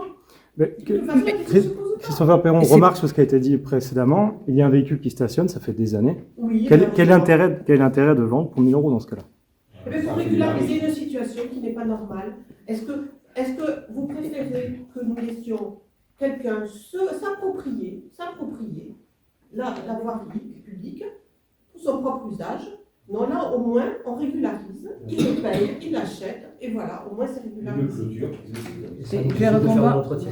On aurait pu faire une convention d'occupation, comme Oui, et on éventuellement. aurait repasser à X conseils municipaux. Oui, Ok, pourquoi je pas. vous propose de monter, on en a débattu. Pardon, je voudrais la confirmation parce que je ne comprends pas comment. Ça, c'est un terrain qui est constructible. À la fin, il a gagné 77 mètres carrés de terrain. Le jour où il le revend, non, mais c'est pas un chemin. Le jour où tu gares ta voiture quand tu gares ta voiture devant chez toi, c'est bétonné aussi.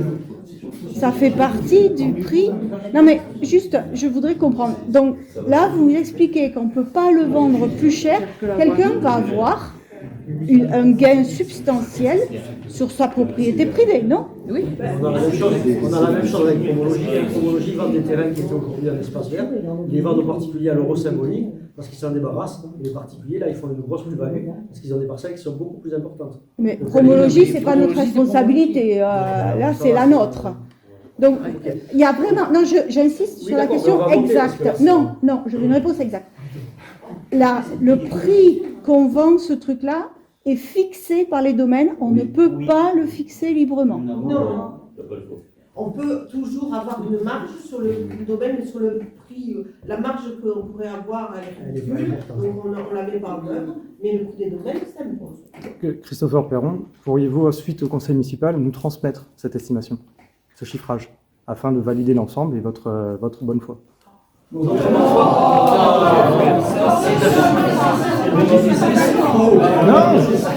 vous parlez de 12 € le mètre carré. Je vous propose de voter. Qui est contre? Qui est contre? Ah oui, moi je suis contre. Qui s'abstient? 3. 3 contre. Nathalie, tu prends? Non, 4. À quel point? Tu t'abstiens ou tu prends? Non, contre. 4 contre. Excusez-moi. Mais moi, Des propos comme ça, c'est le travail des messieurs intégralement qui sont équipés. Non, on vous demande de nous montrer. non, attends. Moi je. On te dit 12 € le mètre carré, on peut te montrer le document. Non. Ça me choque. Non, moi j'ai pas dit ça. Je demande, j'ai dû. D'accord. Non, mais moi je dis à 12 € le mètre carré, quand on regarde le prix moyen du terrain, c'est 250 € le mètre carré dans les terrains qui sont dans le. Donc, c'est pas de la voirie, c'est du parking pour lui. Ça fait 20 000 € pour la commune. Mais on les a perdus. Parce qu'on les a perdus. On a expliqué qu'on ne pouvait pas. D'accord. Donc, Christopher Perron pourrait... Non, je vais pas reparler. Non, Christopher Perron, je n'ai pas dit que c'était un mensonge. C'est le prix imposé du domaine, hein, dessus. Tu mettais en cause notre bonne foi. Non, je mettais en cause. J'ai demandé, Christopher Perron, j'ai demandé à ce que ce document puisse être fourni, parce que ça fait partie des éléments, c'est un domaine, c'est pas négociable, ce prix est clair. Donc ce document aurait pu être transmis en nous expliquant que c'était tel quel, c'est 12 €, c'est factuel, et il n'y a pas de débat. C'est notre bonne foi. Oui. Donc on passe au point suivant. Oui, si vous voulez. Oui, mais on demande. On est étonné par. Lorsqu'on demande un document, nous ne l'avons pas. Claudine, on passe au point 19. Oui, mais on demande le doc, on l'a pas. On va voter. Le point 19. On a demandé la justification de ce prix-là. Donc, c'est pas de. Enfin, je suis pas d'accord avec la formulation de Christopher, mais sur le fond, on demande pourquoi ce prix-là. La réponse, c'est parce que c'est le prix du domaine et qu'on ne peut pas le changer. Eh bien, il fallait nous le... Eh ben, il suffisait de le répondre. Nous avons posé la question. Maintenant. On avait écrit la question. Non, nous avions posé la question 48 heures par anticipation. Oui, gouvernement de couilles. Si vous avez vu dans quel état il est, ce petit impact, oui. Il y a fait des vidanges, il y a de l'huile par terre. Si on nous demande, oui, c'est vrai qu'on peut augmenter le prix, mais si on nous demande de polluer, ça va nous coûter combien? Il faut des invités après, oui. Vrai ou faux? C'est vrai. C'est vrai. Claudine, j'habite à côté, tu le sais. Oui, j'habite à côté, je peux dire. On n'avait pas cette... Donc, on aurait pu augmenter le prix. Bon, Oui, mais il faut le dépolluer. je mets mon choix sur le fait que je ressens extrêmement mal ces accusations et contre l'équipe d'urbanisme et contre le responsable de l'urbanisme que je suis. Donc voilà, je veux le dire, parce que je trouve qu'on est vraiment sur des choses qui sont assez choquantes. Sandrine Lafont, je ne cautionne pas ce qu'a dit Christopher, mais sur le fait qu'on a posé des questions et qu'on n'a pas eu les réponses, et qu'on pose des questions à l'avance, dans les temps, et qu'on n'a pas les réponses, moi je veux bien qu'on monte sur ces grands chevaux contre nous, mais on pose des questions par écrit, dans les formes. Non. On est obligé de vous donner des documents, les documents n'existaient pas, donc on ne vous a pas donné les documents qui n'existaient pas. Monsieur le maire, vous avez dit qu'il y avait une estimation qui était faite à 12 €. Mais ça, vous l'avez pas demandé. Si, la justification du prix de l'estimation. On va passer au point 19. Christopher Perron, je termine là-dessus. Mes propos étaient un peu forts, je le reconnais, je m'en excuse. Mais clairement, non. Laissez pas exprimer.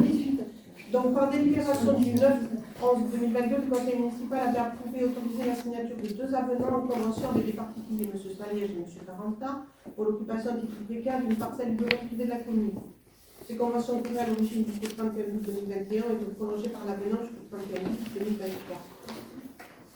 L'un des 2 administrés ayant vendu sa maison, le conseil municipal du 27 septembre 2023 a éprouvé un nouvel avenant pour un transfert de la convention de l'ancienne propriétaire M. Saliège au nouveau propriétaire M. Gangoulou. Le second propriétaire, M. Caranta, est lui aussi un candidat de sa maison. Et les conventions arrivent à échéance au 31 août. Il est donc proposé au conseil municipal de proposer aux 2 riverains une nouvelle convention d'occupation précaire pour une durée plus courte que la précédente, soit 2 ans, et sans modification des autres conditions.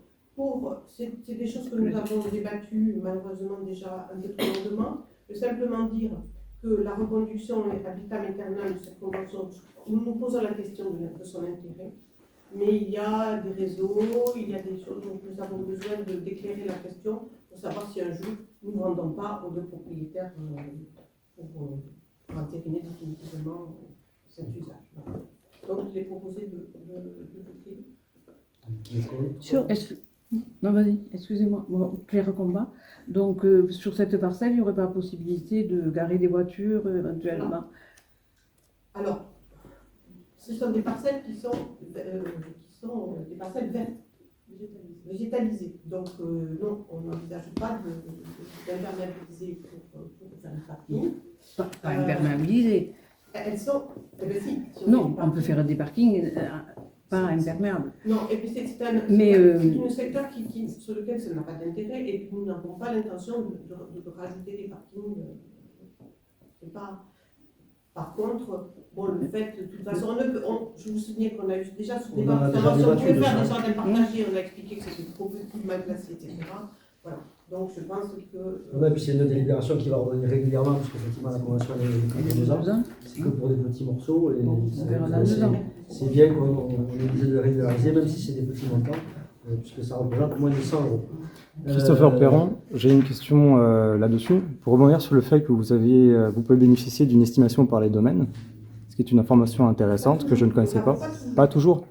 Est-ce que dans ce cadre-là, il serait possible de demander une estimation de ce terrain pour savoir quelle serait la potentielle vente aux deux personnes? On sera obligé de leur demander. On le fera. Mais on est obligé. On ne sait pas en fait s'il est vendable.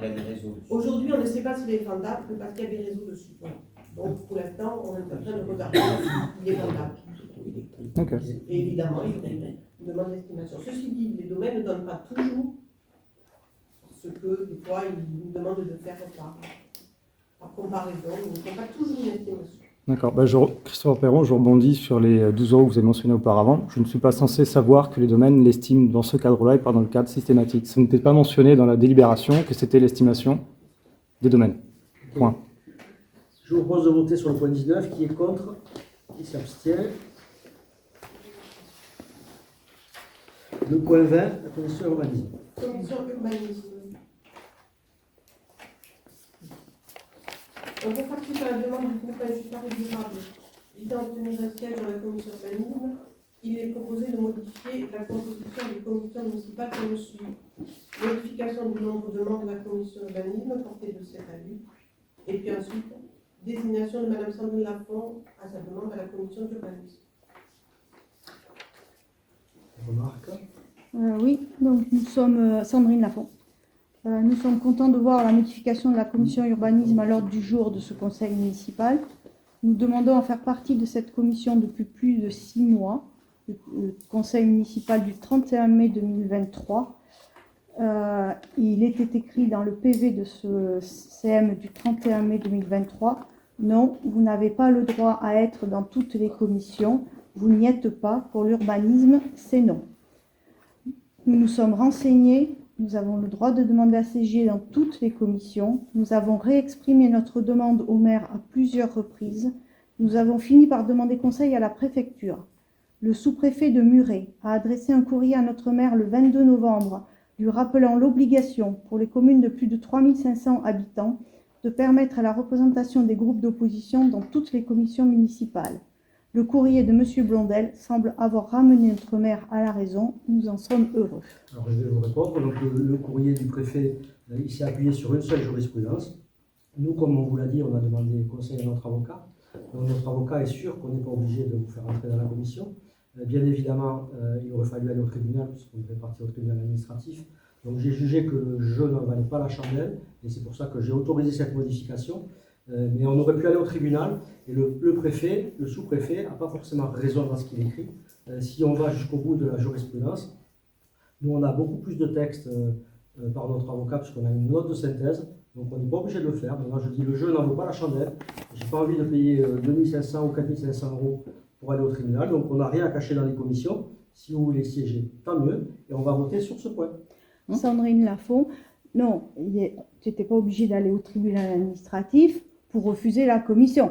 parce que l'injonction, non, le rappel de M. Blondel, sous-préfet de Muret, c'est juste un rappel à la règle qu'il pense être applicable, et ça n'est en aucun cas applicable. C'est-à-dire que tu peux très bien ne pas en tenir compte. Nous sommes très heureux que tu en aies tenu compte, parce qu'effectivement, sinon, nous serions allés au tribunal. Je n'en veux pas la chandelle, c'est ce que je suis en train de dire. Mais bien sûr. Bien sûr. Mais non, mais c'est évident. C'est un droit qu'on a et que vous nous refusez. On fait comment? En tous les cas, nous sommes très contents. Donc, je propose de voter sur ce point. Qui est contre? Nous sommes très contents. Ah, c'est original. Qui s'abstient?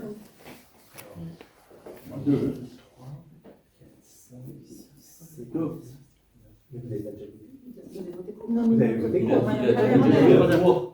Oui, mais vous ne pouvez pas voter 3 fois.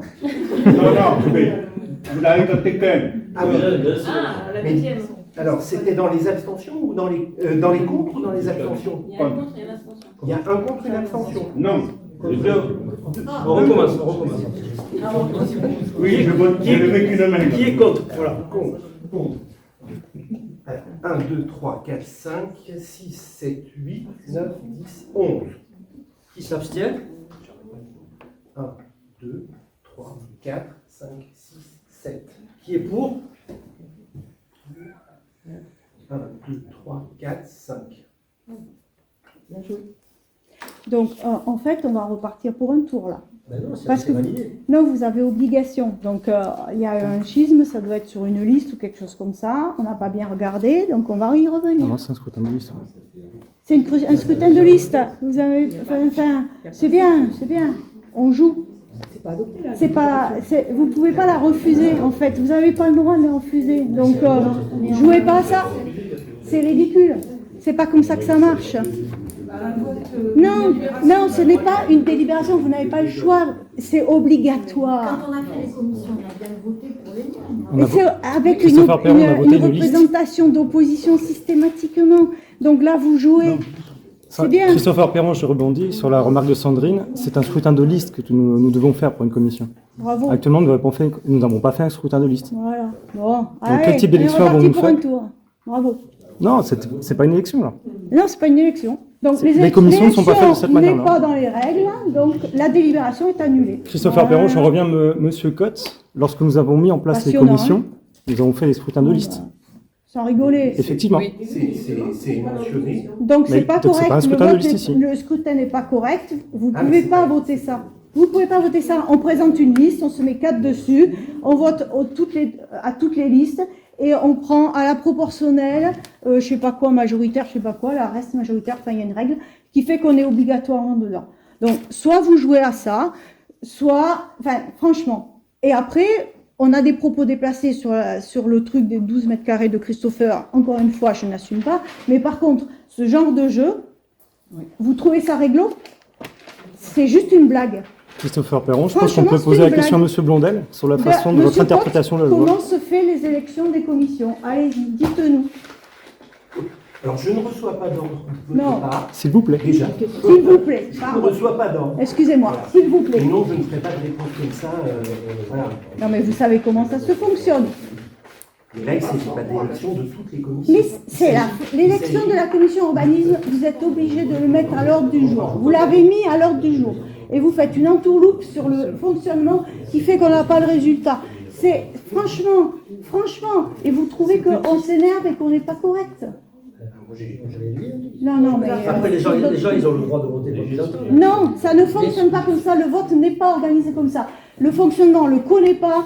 Si vous jouez à ça, on va l'apprendre. On va aller le chercher. Mais franchement, renseignez-vous. Vous savez très bien comment on élit des commissions. Vous ne respectez pas le vote. On le met au vote. On met un vote de la commission. Là, vous êtes en train de faire un truc qui n'est pas le vote pour modifier une commission. C'est tout. Donc, c'est pas normal. Et Monsieur Cotte, vous en êtes garant du fonctionnement aussi. C'est pas son rôle. D'accord. Alors, Monsieur le maire, vous êtes garant du fonctionnement. Le vote qu'on est en train de faire, c'est pas un vote qui est normal. C'est tout. Ça ne suit pas les règles. Vous n'êtes pas conforme au CGCT dans ce que vous venez de faire en termes d'élection de la commission. Ça ne fonctionne pas comme ça. Non, ça ne fonctionne pas comme ça. On a voté la délibération. Non, la délibération n'est pas légale. C'est pas comme ça que ça marche. Qu'est-ce que tu veux que je te dise? Mais non, mais excusez-moi, mais tu fais un parallèle à des élections qui sont suite à l'élection du conseil municipal. Or, vous étiez à l'époque sur la liste du conseil municipal majoritaire. Et vous étiez membre de commission. Et vous avez démissionné en fait de ces commissions. Voilà. Non, on n'a pas démissionné des commissions. Non. On n'est pas...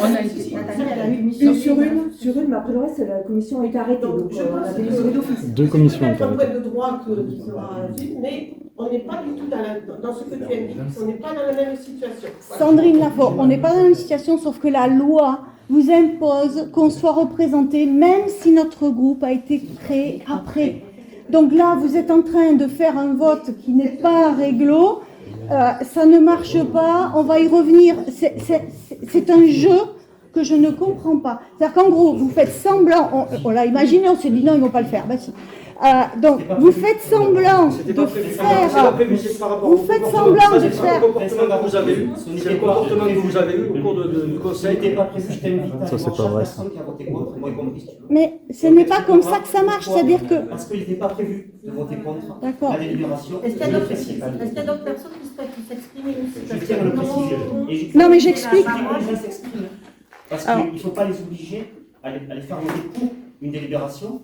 Mais chacun a ses raisons. Tout à fait. Et il ne faut pas regarder que le maire, il faut regarder aussi les autres. Je suis d'accord, Vincent. Je veux juste rappeler la règle, parce qu'en fait, je pense que peut-être tout le monde ne la comprend pas. Donc, je prends le temps d'expliquer la règle. Excusez-moi. Mais ça ne marche pas comme ça, Vincent. C'est un vote sur des listes et vous n'avez pas le choix. Je tiens à préciser, je te laisse la parole. Oui. Je tiens juste à préciser que les gens qui ont voté contre, moi y compris, ce n'était pas prévu. Chacun a pris sa décision. Le maire ne nous a rien demandé. Je tiens à le préciser également. Chacun a voté à son âme et conscience. Et je vous invite à aller demander à chaque personne pourquoi ils ont voté contre.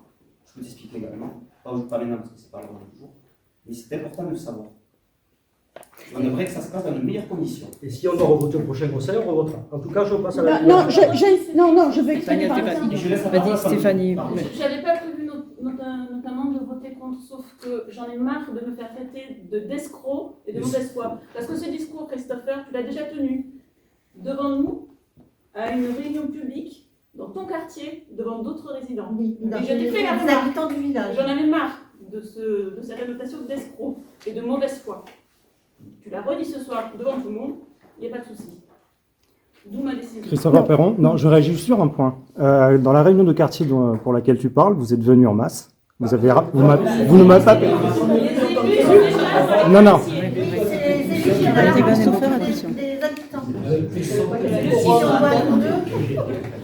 Il n'y avait pas de vote. Donc on passe au point excuse-moi, Sandrine Lafont. Donc je veux expliquer parce que je pense que vous ne comprenez pas ce qui est en train de se jouer. Non. Voilà, ça fait 6 mois et vous avez reçu un courrier du sous-préfet le 22 novembre. Il est temps de se renseigner. Donc, je réinsiste. Ce n'est pas parce que nous n'étions pas dans la majorité, que nous avons quitté la majorité, que cette règle n'est pas applicable. Nous, ce qu'on nous dit, et le préfet le confirme, c'est que nous avons le droit d'être dans la commission, de toutes les commissions où nous voulons... Je finis. Non, ce n'est pas comme ça qu'il faut voter. Donc, en fait, c'est un scrutin de liste. Non, je voudrais finir quand même, pour que les gens comprennent comment ça fonctionne. Non, ça ne fonctionne pas comme ça. Vous n'avez pas le choix. Il faut que... Mais c'est comme ça. On s'est renseigné, vous avez le préfet. Arrêtez un peu, écoutez. Juste, je voudrais... Oui, parce que c'est comme ça que ça fonctionne. C'est la sous-préfecture qui... Non, je finis jusqu'au bout. Ce n'est pas comme ça que ça fonctionne. Nous devons être représentés. Vous n'avez pas le choix. D'accord? Donc, le vote tel qu'il a été fait là, n'est pas organisé conformément à la règle. Je ne sais pas comment il faut l'organiser, mais je vous le dis, vous ne pouvez pas voter. Non. On s'est exprimé et c'est contre. Ouais, mais Il y a quand même une modification du nombre de personnes à la commission, quand même. oui, c'est Donc ça, peu importe, ça se vote. peu importe. Cathy, peu importe la façon dont ça fonctionne, donc vous avez fait fonctionner la délibération ce soir. Tu sais comment ça fonctionne, puisque tu dis que c'est Oui, je comme vous ça. dis que c'est pas comme ça que ça marche. Voilà. Alors, je ne sais pas les détails. Moi, je pensais que vous avez les moyens de vous renseigner, de vous faire aider, nous non. Donc, ce que je peux vous dire, c'est que le vote de la délibération tel il est présenté ce soir, ce n'est pas comme ça que ça fonctionne. C'est tout. C'est-à-dire que vous ne pouvez pas voter contre une personne, parce qu'en fait, on délie des listes, et dans les listes, on prend les gens au prorata de la proportionnelle des gens, avec au moins un représentant par groupe d'opposition. C'est une C'est comme modification. ça? Vous Non. avez bien voté contre les remplacements dans les commissions finances suite aux démissions.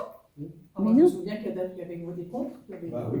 Hein Non. Il n'y a pas si longtemps que ça. Mais c'est pas comme ça qu'on aurait dû sans doute le faire. Bah oui, mais là, parce que Oui, mais concerne, attendez. c'est plus... Non, mais attendez, la façon dont c'est organisé, c'est pas nous qui le définissons.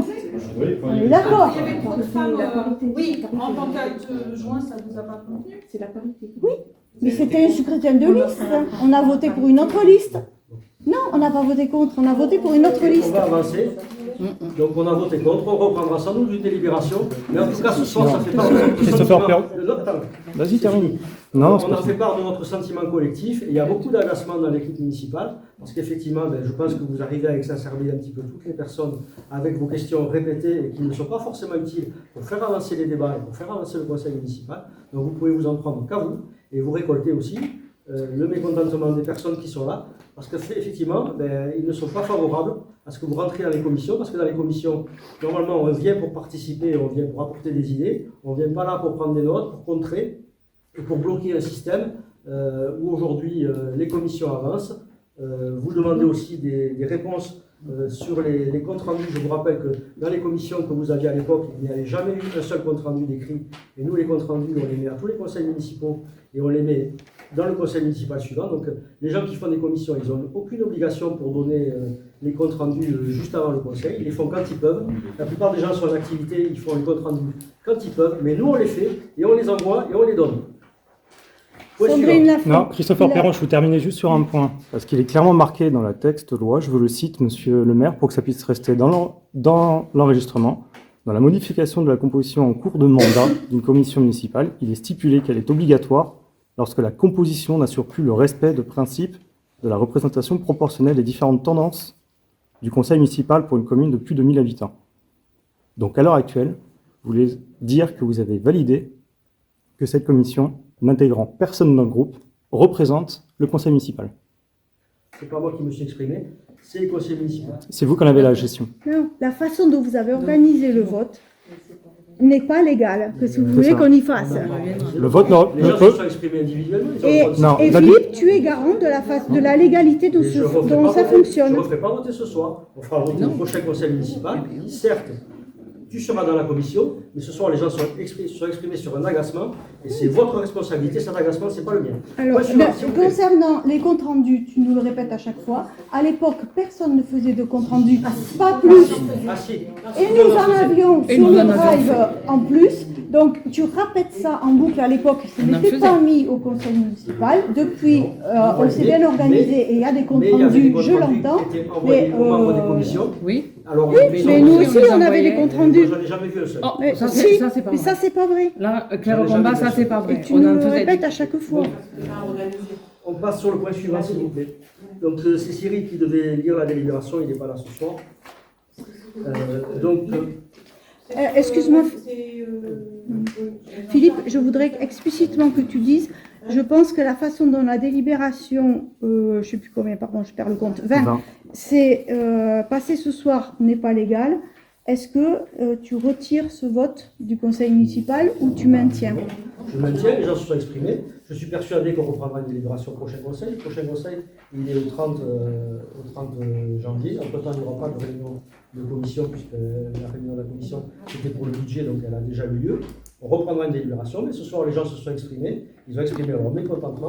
Et je suis solidaire du mécontentement qu'ils ont exprimé. Moi, je n'avais pas prévu de voter contre non plus, Mais je trouve que votre comportement et vos propos sont assez odieux envers le travail que l'on fournit par rapport à tout ce qu'on peut amener dans la commune, et c'est pas normal que vous exprimez de cette façon.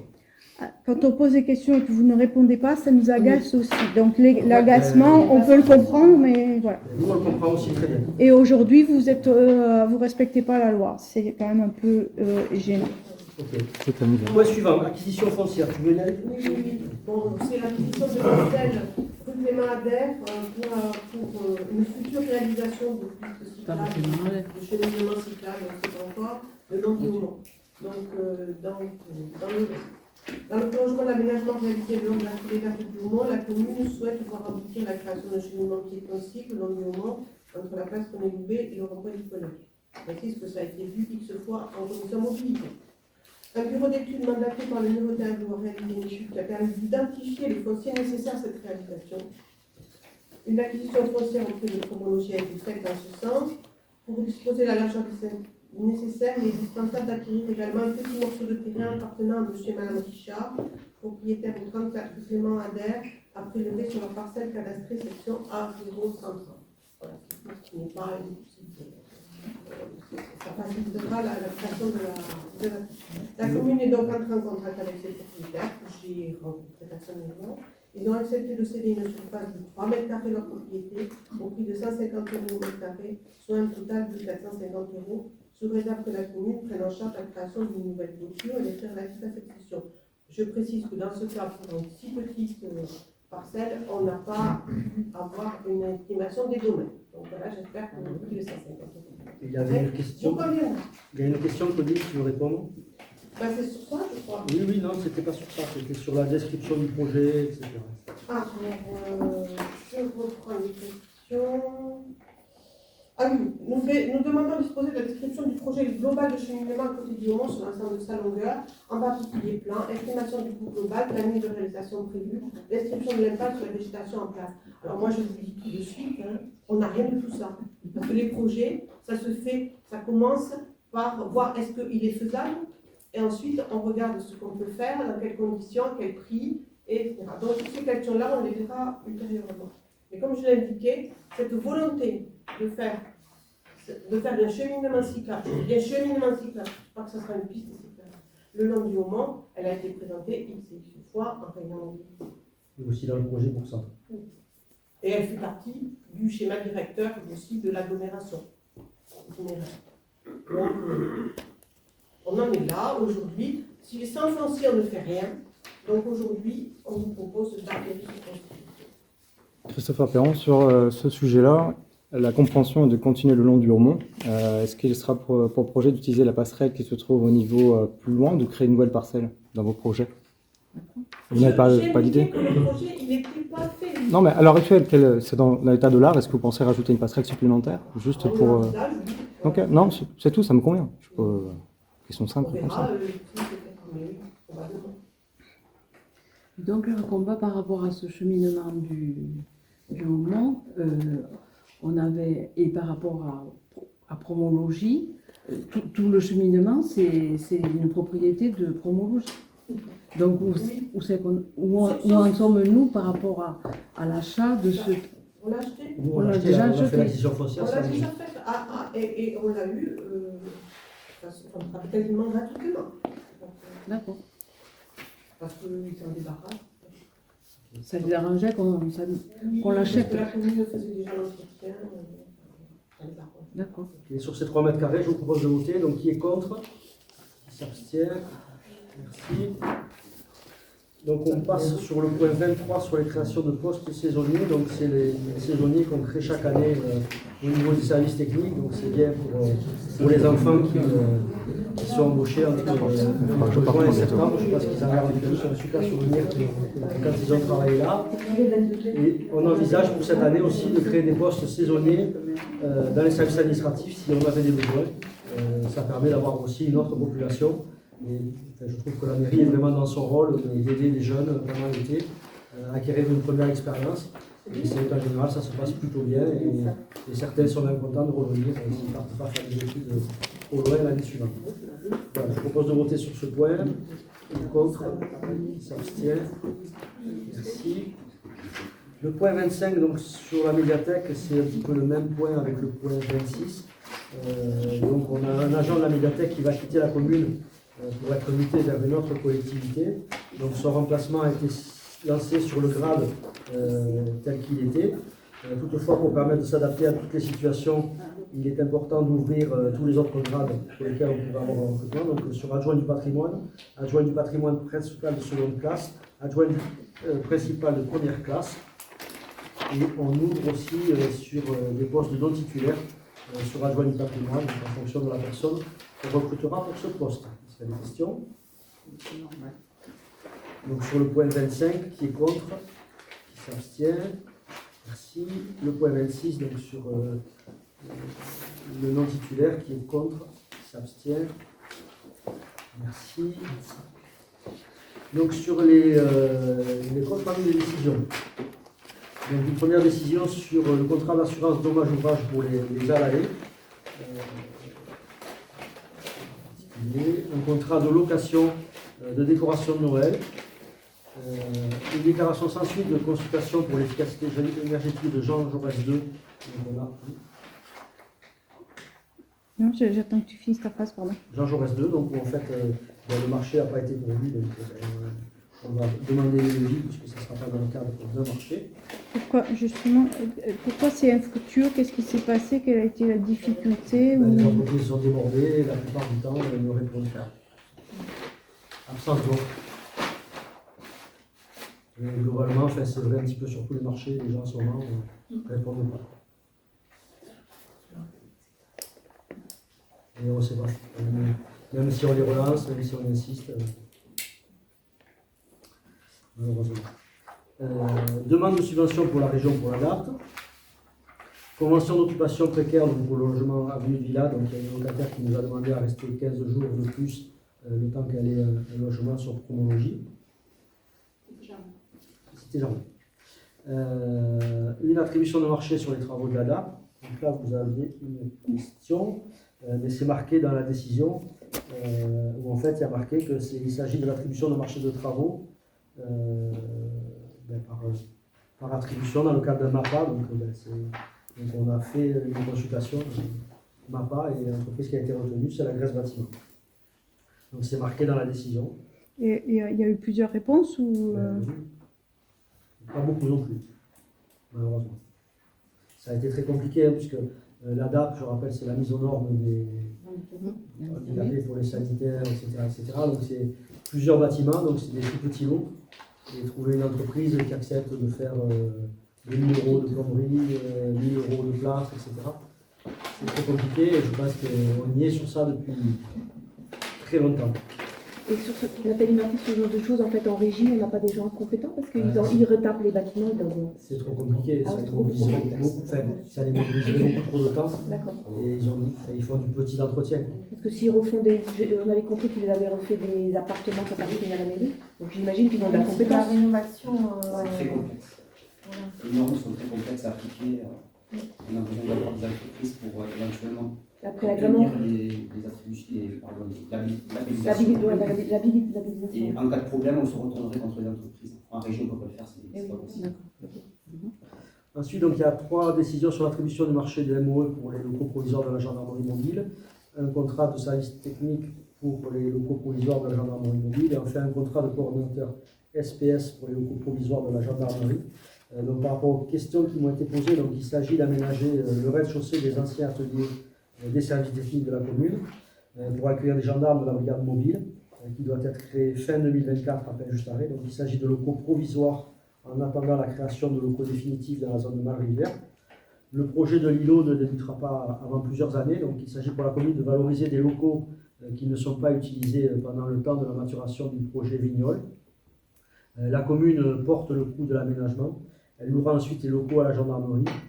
Les conditions du bail restent à déterminer puisque ce sera en fonction de la surface, de la qualité des locaux et avec un prix qui est déterminé par la gendarmerie nationale. tu n'as pas dit combien de gendarmes, enfin, c'est quoi la brigade La gendarmerie mobile qui a été dit dans la presse, c'est 6 gendarmes. Et la zone d'intervention de ces gendarmes-là Environnement, donc c'est la Marthe-sur-Lèze, Sobès, Villatte, la Gardelle et Par contre, Nathalie Marty, si on fait des aménagements à hauteur de 100 000 euros, ou après, s'il y a une réflexion sur tout l'aménagement du bâtiment, on risque de détruire des choses qui auront été faites. Enfin, parce qu'après, les autres communes, elles ne peuvent pas participer. C'est nous qui accueillons la gendarmerie, c'est Oui, sachez bien. quand même malvenu de leur dire on accueille. Parce qu'il y a beaucoup d'autres communes qui auraient souhaité l'avoir. Donc déjà, on les accueille, je pense que c'est un bon investissement pour la commune. D'autant qu'on va louer les locaux. Après, bien évidemment, c'est de l'aménagement provisoire, donc à 80 000 euros, je pense qu'on fait quand même trop moins cher.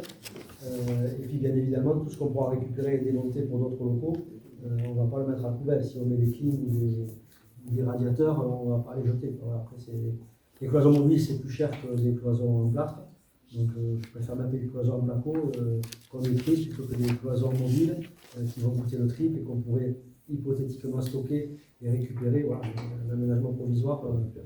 En tout cas, ça permettra d'avoir des gendarmes à proximité, et je pense que c'est bien pour la commune. Christopher Perron, de toute manière, si on doit dépolluer entre guillemets le bâtiment, il y a la déconstruction oblige en fait la réutilisation des matériaux globalement, donc on pourrait potentiellement penser les réutiliser dans l'espace d'aménagement. Après, je peux te faire remarquer qu'une gendarmerie mobile n'est pas une gendarmerie. Les attributions ne sont pas les mêmes au niveau de leurs prérogatives. Sandrine Lafont, c'est quoi le rôle d'une brigade mobile d'ailleurs? Les gendarmes ne sont pas forcément au courant non plus, puisque c'est nouveau. Donc une gendarmerie mobile, enfin, ils conçoivent très bien ce que c'est dans un territoire rural, donc c'est partir avec un camion et faire des dépôts de plaintes sur le marché de X, etc. ou Y. Aujourd'hui, pour eux, la définition d'une gendarmerie, c'est une gendarmerie mobile avec un point fixe. C'est-à-dire c'est un endroit où ils vont pouvoir prendre leur poste, stocker les véhicules, stocker leurs armes, se mettre en uniforme et y faire tous les comptes rendus qui sont nécessaires à leur activité. En aucun cas, pour l'instant, c'est accueillir du public. Et après, effectivement, une brigade mobile, c'est qu'ils vont tourner sur le territoire. Et ils seront beaucoup plus présents, puisqu'aujourd'hui, les gendarmes sont mobilisés principalement à Muret, puisque Muret centralise pas mal de problèmes, et on ne les voit pas assez régulièrement sur notre territoire. Donc ça permettra d'avoir une présence quotidienne, en tout cas sur le territoire. Mais aujourd'hui, je n'ai pas plus de définition que ça. Je pense que les gendarmes vont apprendre aussi, puisque c'est l'expérience qui fera que... Voilà. Mais c'est nouveau, pour eux aussi, et surtout pour eux d'ailleurs. Donc Sandrine Lafont, donc en fait, en termes de symbole pour la population, j'entends bien que ça fait une présence de gendarmerie, c'est susceptible de rassurer, mais au-delà de ce symbole-là, en fait, ça sera... C'est pas un symbole, ils vont agir. Tous les jours, ils vont arrêter les gens, ils vont... oui, mais pour autant aux communes d'à côté. Ils vont faire de la sécurité, ils ne vont pas passer en voiture en faisant coucou avec le gyrophare. Philippe, s'il te plaît, ça sera autant pour les communes d'à côté que pour nous, même si j'admets le côté symbolique, mais je peux dire des choses sans que ce soit un problème. Non, mais des choses intéressantes. J'essaie de comprendre. Donc, c'est quand même un endroit si gendarme, c'est quand même plus agréable pour la population. Ils ne vont pas être là, ils vont être mobiles.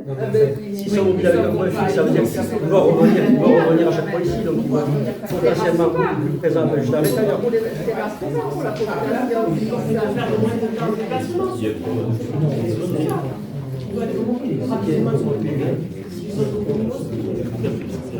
Il reste 3. Quand même 6 pour une petite commune, c'est quand même... Après, je pense qu'il faut laisser voir comment ça va fonctionner, c'est tout. Il faut voir un peu comment... Ils ne savent pas non plus comment ça... C'est pour ça, donc laissons-les s'installer, après on verra. Ouais. Il nous reste dans les décisions un contrat pour la formation incendie, une déclaration d'infructuosité pour l'assurance responsabilité civile de la commune et le versement de crédit fongibilité. Sur la purge du droit de préemption... Philippe, excuse-moi, sur l'infructueux, sur la responsabilité civile, si on ne se trompe pas, on avait eu une prestation payée en août 2023 pour justement rechercher cette assurance. Ça veut dire que la personne qui avait cette mission-là, c'est bien ça, hein, on a payé quelqu'un pour... Les gens n'ont pas répondu, c'est pareil que pour les menuiseries. Dans la mesure où le marché a été infructueux, du coup, on n'a pas de responsabilité. Et l'entreprise continue à nous appuyer. On va forcément trouver quelqu'un. Et ça veut dire qu'on a obligation de trouver quelqu'un avant la fin de l'année? Enfin, on a ambition et obligation ou Et alors Il y a des négociations en cours. D'accord. Sur la purge du droit de préemption, donc, je tiens à dire, vous êtes tous au courant, il y a une crise immobilière donc, qui touche l'ensemble de la France. Donc, on en est touché nous aussi avec moins de mutations de biens dans la commune. Donc, ça veut dire que dans les droits de mutation qu'on perçoit, on aura sans doute moins de perception pour l'année qui vient. Nous, ça ne nous touche pas trop parce que ça représente une toute petite part. Mais pour le département, pour qui ça représente beaucoup, ça risque de poser un problème de financement pour le département pour les années qui viennent. Donc sur des programmes qui sont déjà engagés, ça peut être compliqué. Donc on espère tous que l'immobilier repart. Je ne vous fais pas le listing, mais il y en a peu. Il y en a 1, 2, 3, 4, 5, 6, 7 ventes entre août et novembre, ce qui est relativement peu par rapport à ce qu'on a d'habitude. Sandrine Lafont, est-ce que, ça c'est la liste des purges, est-ce qu'il y a eu des choses sur lesquelles on est en train de regarder à préempter? Alors, on a des choses sur lesquelles on est en train d'essayer de préempter, c'est essentiellement sur des terrains SAFER qui ne sont pas là, puisque la SAFER elle n'est pas dans les droits de préemption. C'est à part. D'accord, donc sur toutes les mutations, on n'a rien préempté. Voilà, après il y avait 4 questions diverses. Donc une première sur les toilettes publiques, donc ça je peux répondre. Alors les toilettes avec passerelle UV. Ce type de toilette est difficile à utiliser pour les publicités. On va savoir. Je ne vois pas les précisions. Enfants et personnes âgées. D'accord. Et pas que. Et les autres aussi. Les enfants, etc. Nous demandons à ce que la modification de ces toilettes soit inscrite dans les projets de travaux de la commune en 2024. Alors, je pense que c'est peut-être c'est déjà inscrit en 2023. On avait prévu un budget sur ces services. Pour quelle raison? Parce que depuis qu'on est élu, on a mis en place pas mal de manifestations, avec l'aide du comité des fêtes notamment. Donc je pense au début premier, je pense à la fête. Et je pense également au marché gourmand, que l'on organise régulièrement. Et on a énormément de retours en direct, et pas sur Facebook, de la part des administrés qui trouvent que ces toilettes sont vraiment désuètes. Il est très difficile de les nettoyer, de les entretenir. Et on le sait. Mais on y travaille depuis le début de l'année avec les services techniques. Et on n'a eu aucune réponse de la part des entreprises pour nous aider à les rénover. Donc aujourd'hui, on est toujours en recherche d'une entreprise pour les rénover. Je dis bien avec un budget assez restreint, parce qu'on ne peut pas y mettre des dizaines de milliers d'euros, car la place sera un jour rénovée. Et donc on ne peut pas investir beaucoup d'argent aujourd'hui dans les WC publics de la place rénovée. Parce qu'on risquerait de faire du travail pour refaire. Même si un budget externe, on a quand même un budget de 5 000 euros. Donc, voilà. Donc cette année, enfin en 2023, donc on a investi 5 000 euros pour refaire ces toilettes. Donc on avait imaginé de mettre des inox sur le côté parking, refaire la robinetterie avec quelque chose d'automatique et mettre une station de nettoyage. On a fait appel à plusieurs, les services techniques ont fait appel à plusieurs entreprises. On attend toujours les devis, on relance, il n'y a pas de réponse. Donc on est toujours bloqué. J'ai orienté les services techniques pour faire les travaux en régie aujourd'hui, puisqu'on est un point bloqué. Et j'espère qu'on va sortir les travaux rapidement. Il y avait un deuxième objectif, c'est de le faire dans le traitement. Il y avait un deuxième point sur les toilettes du parc. On répond aux questions. On ne repose pas des questions sur des questions. Non, c'était pour rebondir sur la... Les toilettes du parc, donc le parc, l'objectif c'est de sortir en 2024. C'est un budget important. Donc aujourd'hui, on veut sortir le parc en 2024. On veut que les plantations soient réalisées à l'automne. J'espère que ça sera le cas. Et vu que le budget est assez important, on ne pourra pas positionner des nouvelles toilettes à l'arrière de la mairie, car le coût est très important, à savoir 150 000 euros. Et aujourd'hui, on ne mettra pas 150 000 euros supplémentaires de projet du parc en 2024. Donc l'objectif c'est d'étudier cette installation ultérieurement en fonction des capacités de la commune. Mais le budget 2024 sera très simple pour financer les ALAE et le parc. Par rapport aux toilettes, juste un point supplémentaire, donc on a prévu de les mettre pas dans le parc, mais sur le parking. Le parking pour l'instant il est un aménagement provisoire, donc ça sera fait dans le cadre du parking qui est là. Mais par contre, c'est avec des toilettes automatiques, parce qu'on ne va pas remettre la même chose que la plage renouvelée. Voilà, les toilettes qui se nettoient toutes seules. Donc, il faut obligatoirement 2 toilettes, toilettes handicapées, hommes ou femmes. Et le coût minimum, c'est 100 000 euros, voire 150 000, avec un coût d'entretien qui est important aussi. puisqu'il faut mettre des produits tous les jours. Et donc aujourd'hui, on n'a clairement pas les moyens de mettre 150 000 euros par rapport aux autres projets qui sont faits actuellement dans la commune. Le point suivant, donc débitumage de la cour de l'école. Alors, les travaux pour le nouveau bâtiment des années sont en cours. Nous souhaitons savoir si le débitumage de la cour du primaire est prévu en même temps que ces travaux. Nous suggérons fortement que ce soit le cas. Le débitumage d'une partie de la cour sera réalisé avec des travaux des ALAE, donc ils seront réalisés dès lors que les préfabriqués seront démolis. À la suite de la démolition, du coup, puisqu'on débitumera une partie de la cour côté, on va dire, Aumont.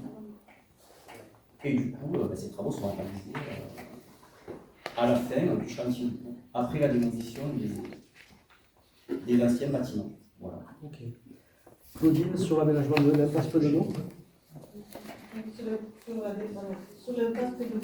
Donc, je rappelle que depuis très longtemps, on a des plaintes sur le stationnement des véhicules, sur les trottoirs, sur l'herbe. Et c'est encore le cas dans le secteur de Pédolo. Alors, c'est en liaison avec le cabinet médical, mais ce n'est pas parce que c'est un cabinet médical qu'on n'aura rien faire, parce que le problème, c'est les citoyens qui nous disent qu'il y a un problème. Donc, l'étude qui a été faite pour créer des places de parking autorisées a été lancée donc, pour répondre à cette demande, et pas pour répondre au cabinet médical. À l'occasion, le projet aussi permet de faire un cheminement sécurisé. Et outre de rajouter aussi des places de parking sur l'impasse Pédolo un peu plus loin, qui va permettre de ralentir aussi la vitesse qui est un peu trop importante, notamment par les salariés du Stérella et les livreurs. Voilà, donc ce projet, ce n'est pas un projet pour le médical, c'est pour enlever des problèmes qui sont réels sur ce secteur. Et sécuriser la traversée de la voie aussi pour les vélos, puisqu'on remonte le passage piéton pour refaire un bon passage. Non. C'est pas le projet du siècle. Ce qu'on constate, c'est qu'il n'y a pas de voiture garée le soir et il y en a dans la journée. Donc clairement, c'est la clientèle du cabinet médical qui se gare là, même si je suis d'accord que du coup, c'est un problème. Mais on répond à une lacune d'aménagement privé de cabinet de médecins par des places sur quelque chose qui va être déplacé, puisqu'à priori, ils vont partir à Malrivière. Mais l'installation restera. On fait en même temps un trottoir, on fait un passage piéton. Oui, mais les places de parking... Cette installation ne servira pas aux gens dans les environs. Actuellement, Christopher Perron pourrait agir juste dessus. L'aménagement s'arrête au virage. Et les pétons là-bas, après, marchent dans la terre. Donc, sincèrement, si vous préférez qu'on fasse rien, on fera rien. À défaut, faites rien, monsieur le maire. Parce que votre aménagement-là ne correspond pas aux besoins, ni notamment des étudiants qui passent ici. Oui, le trottoir ne sera pas continu. On a répondu à votre question. Ensuite, sur la dernière question, la question 4. On l'a déjà traité. Ça a été traité. Je ne vous réponds pas parce que je n'ai pas la réponse. C'est traité déjà. Moi, je ne suis pas technicien. C'est déjà traité. Vous m'avez déjà répondu. Mais Sandrine Lafont, on ne demandait pas une réponse. On signale que pour nous, on est en dessous. Et ce qui veut dire que sur le truc, parce que ça c'est fait. Mais sur le truc d'après, on préconise d'avoir une vigilance là-dessus. Donc on a épuisé l'ordre du jour, donc je vous propose de lever la séance donc autour d'un apéritif. Le prochain conseil, donc, ce sera le 30 janvier, puisqu'on sera obligé de débattre dans les temps impartis par l'État sur les zones d'accélération des énergies renouvelables. Je suis mes chefs dans deux mots. Il faut savoir que pour répondre à cette loi qui est sortie en mai sur l'accélération de l'implantation d'énergie renouvelable sur la mairie. Sur la commune, pardon. Sur la commune. Donc en fait, on est obligé d'organiser une concertation à partir de cartes qui ont été montées par le service urbanisme ici et qui a été montée par dispositif, c'est-à-dire panneaux solaires au sol, panneaux solaires toiture, géothermie, etc. Donc la concertation a débuté. Elle va se dérouler jusqu'au 19 janvier. Et donc, suite à cette concertation, en fait, le résultat devra passer par le conseil municipal. Et après, les services de M. Cotte auront 2 jours pour pour renseigner le site dédié, parce que l'on doit rendre, en fait, le résultat, l'avis du conseil municipal et le résultat de la concertation pour le 31 janvier. Donc, voilà. Des délais très très Le courts qui délai, nous ont été imposés. voilà. Très très court. Et du coup, la concertation, ça se passe comment? Alors, la concertation, normalement, il y a un dossier qui a été papier qui a été mis à disposition. Le dossier a été mis à disposition aussi sur le site internet. Donc, les remarques, vous pouvez les faire directement, soit par, enfin, c'est indiqué hein, par mail, directement au bureau ici. Tout est indiqué. Hein, on a fait paraître sur City Hall, sur le site, sur les panneaux. Enfin, bon, et le journal, oui, on est dans le journal aussi, pardon. Voilà. Sandrine Lafont, et qu'est-ce qu'on s'attend à quoi? Enfin, qu'est-ce que les gens pourraient vouloir commenter ou... On a déterminé des zones avec les possibilités de mettre des panneaux solaires ou pas, bon, alors, Mais j'ai vu, par exemple, tout le centre-ville, ces panneaux solaires sur les maisons. Ouais. Ouais. Tout panneau solaire, enfin, surtout construit en fait. Hein. On peut mettre des panneaux solaires, il y a les parkings. Comme ça, on a d'emblée, on a enlevé les parkings, on met des ombrières par exemple sur le parking de l'église par exemple, il y a des arbres. Le parking, enfin on a exclu 2-3 parkings. Le collège, pourquoi vous l'avez exclu? Parce que Non, on c'était... a exclu le collège. Ah, il me semblait dans la commission environnement. Tu avais dit collège à la commission? Oui, je me suis trompé. Ah. On n'avait pas connecté sur un système de surprise. Bon, c'est une obligation pour toutes les communes. Hein, donc, Oui, non, c'est partout en France, c'est obligé de le faire. Non, mais c'est très bien. Pas nous qui allons être contre. Ok, la séance est levée. Merci à tous. Ceux qui veulent rester à la collective.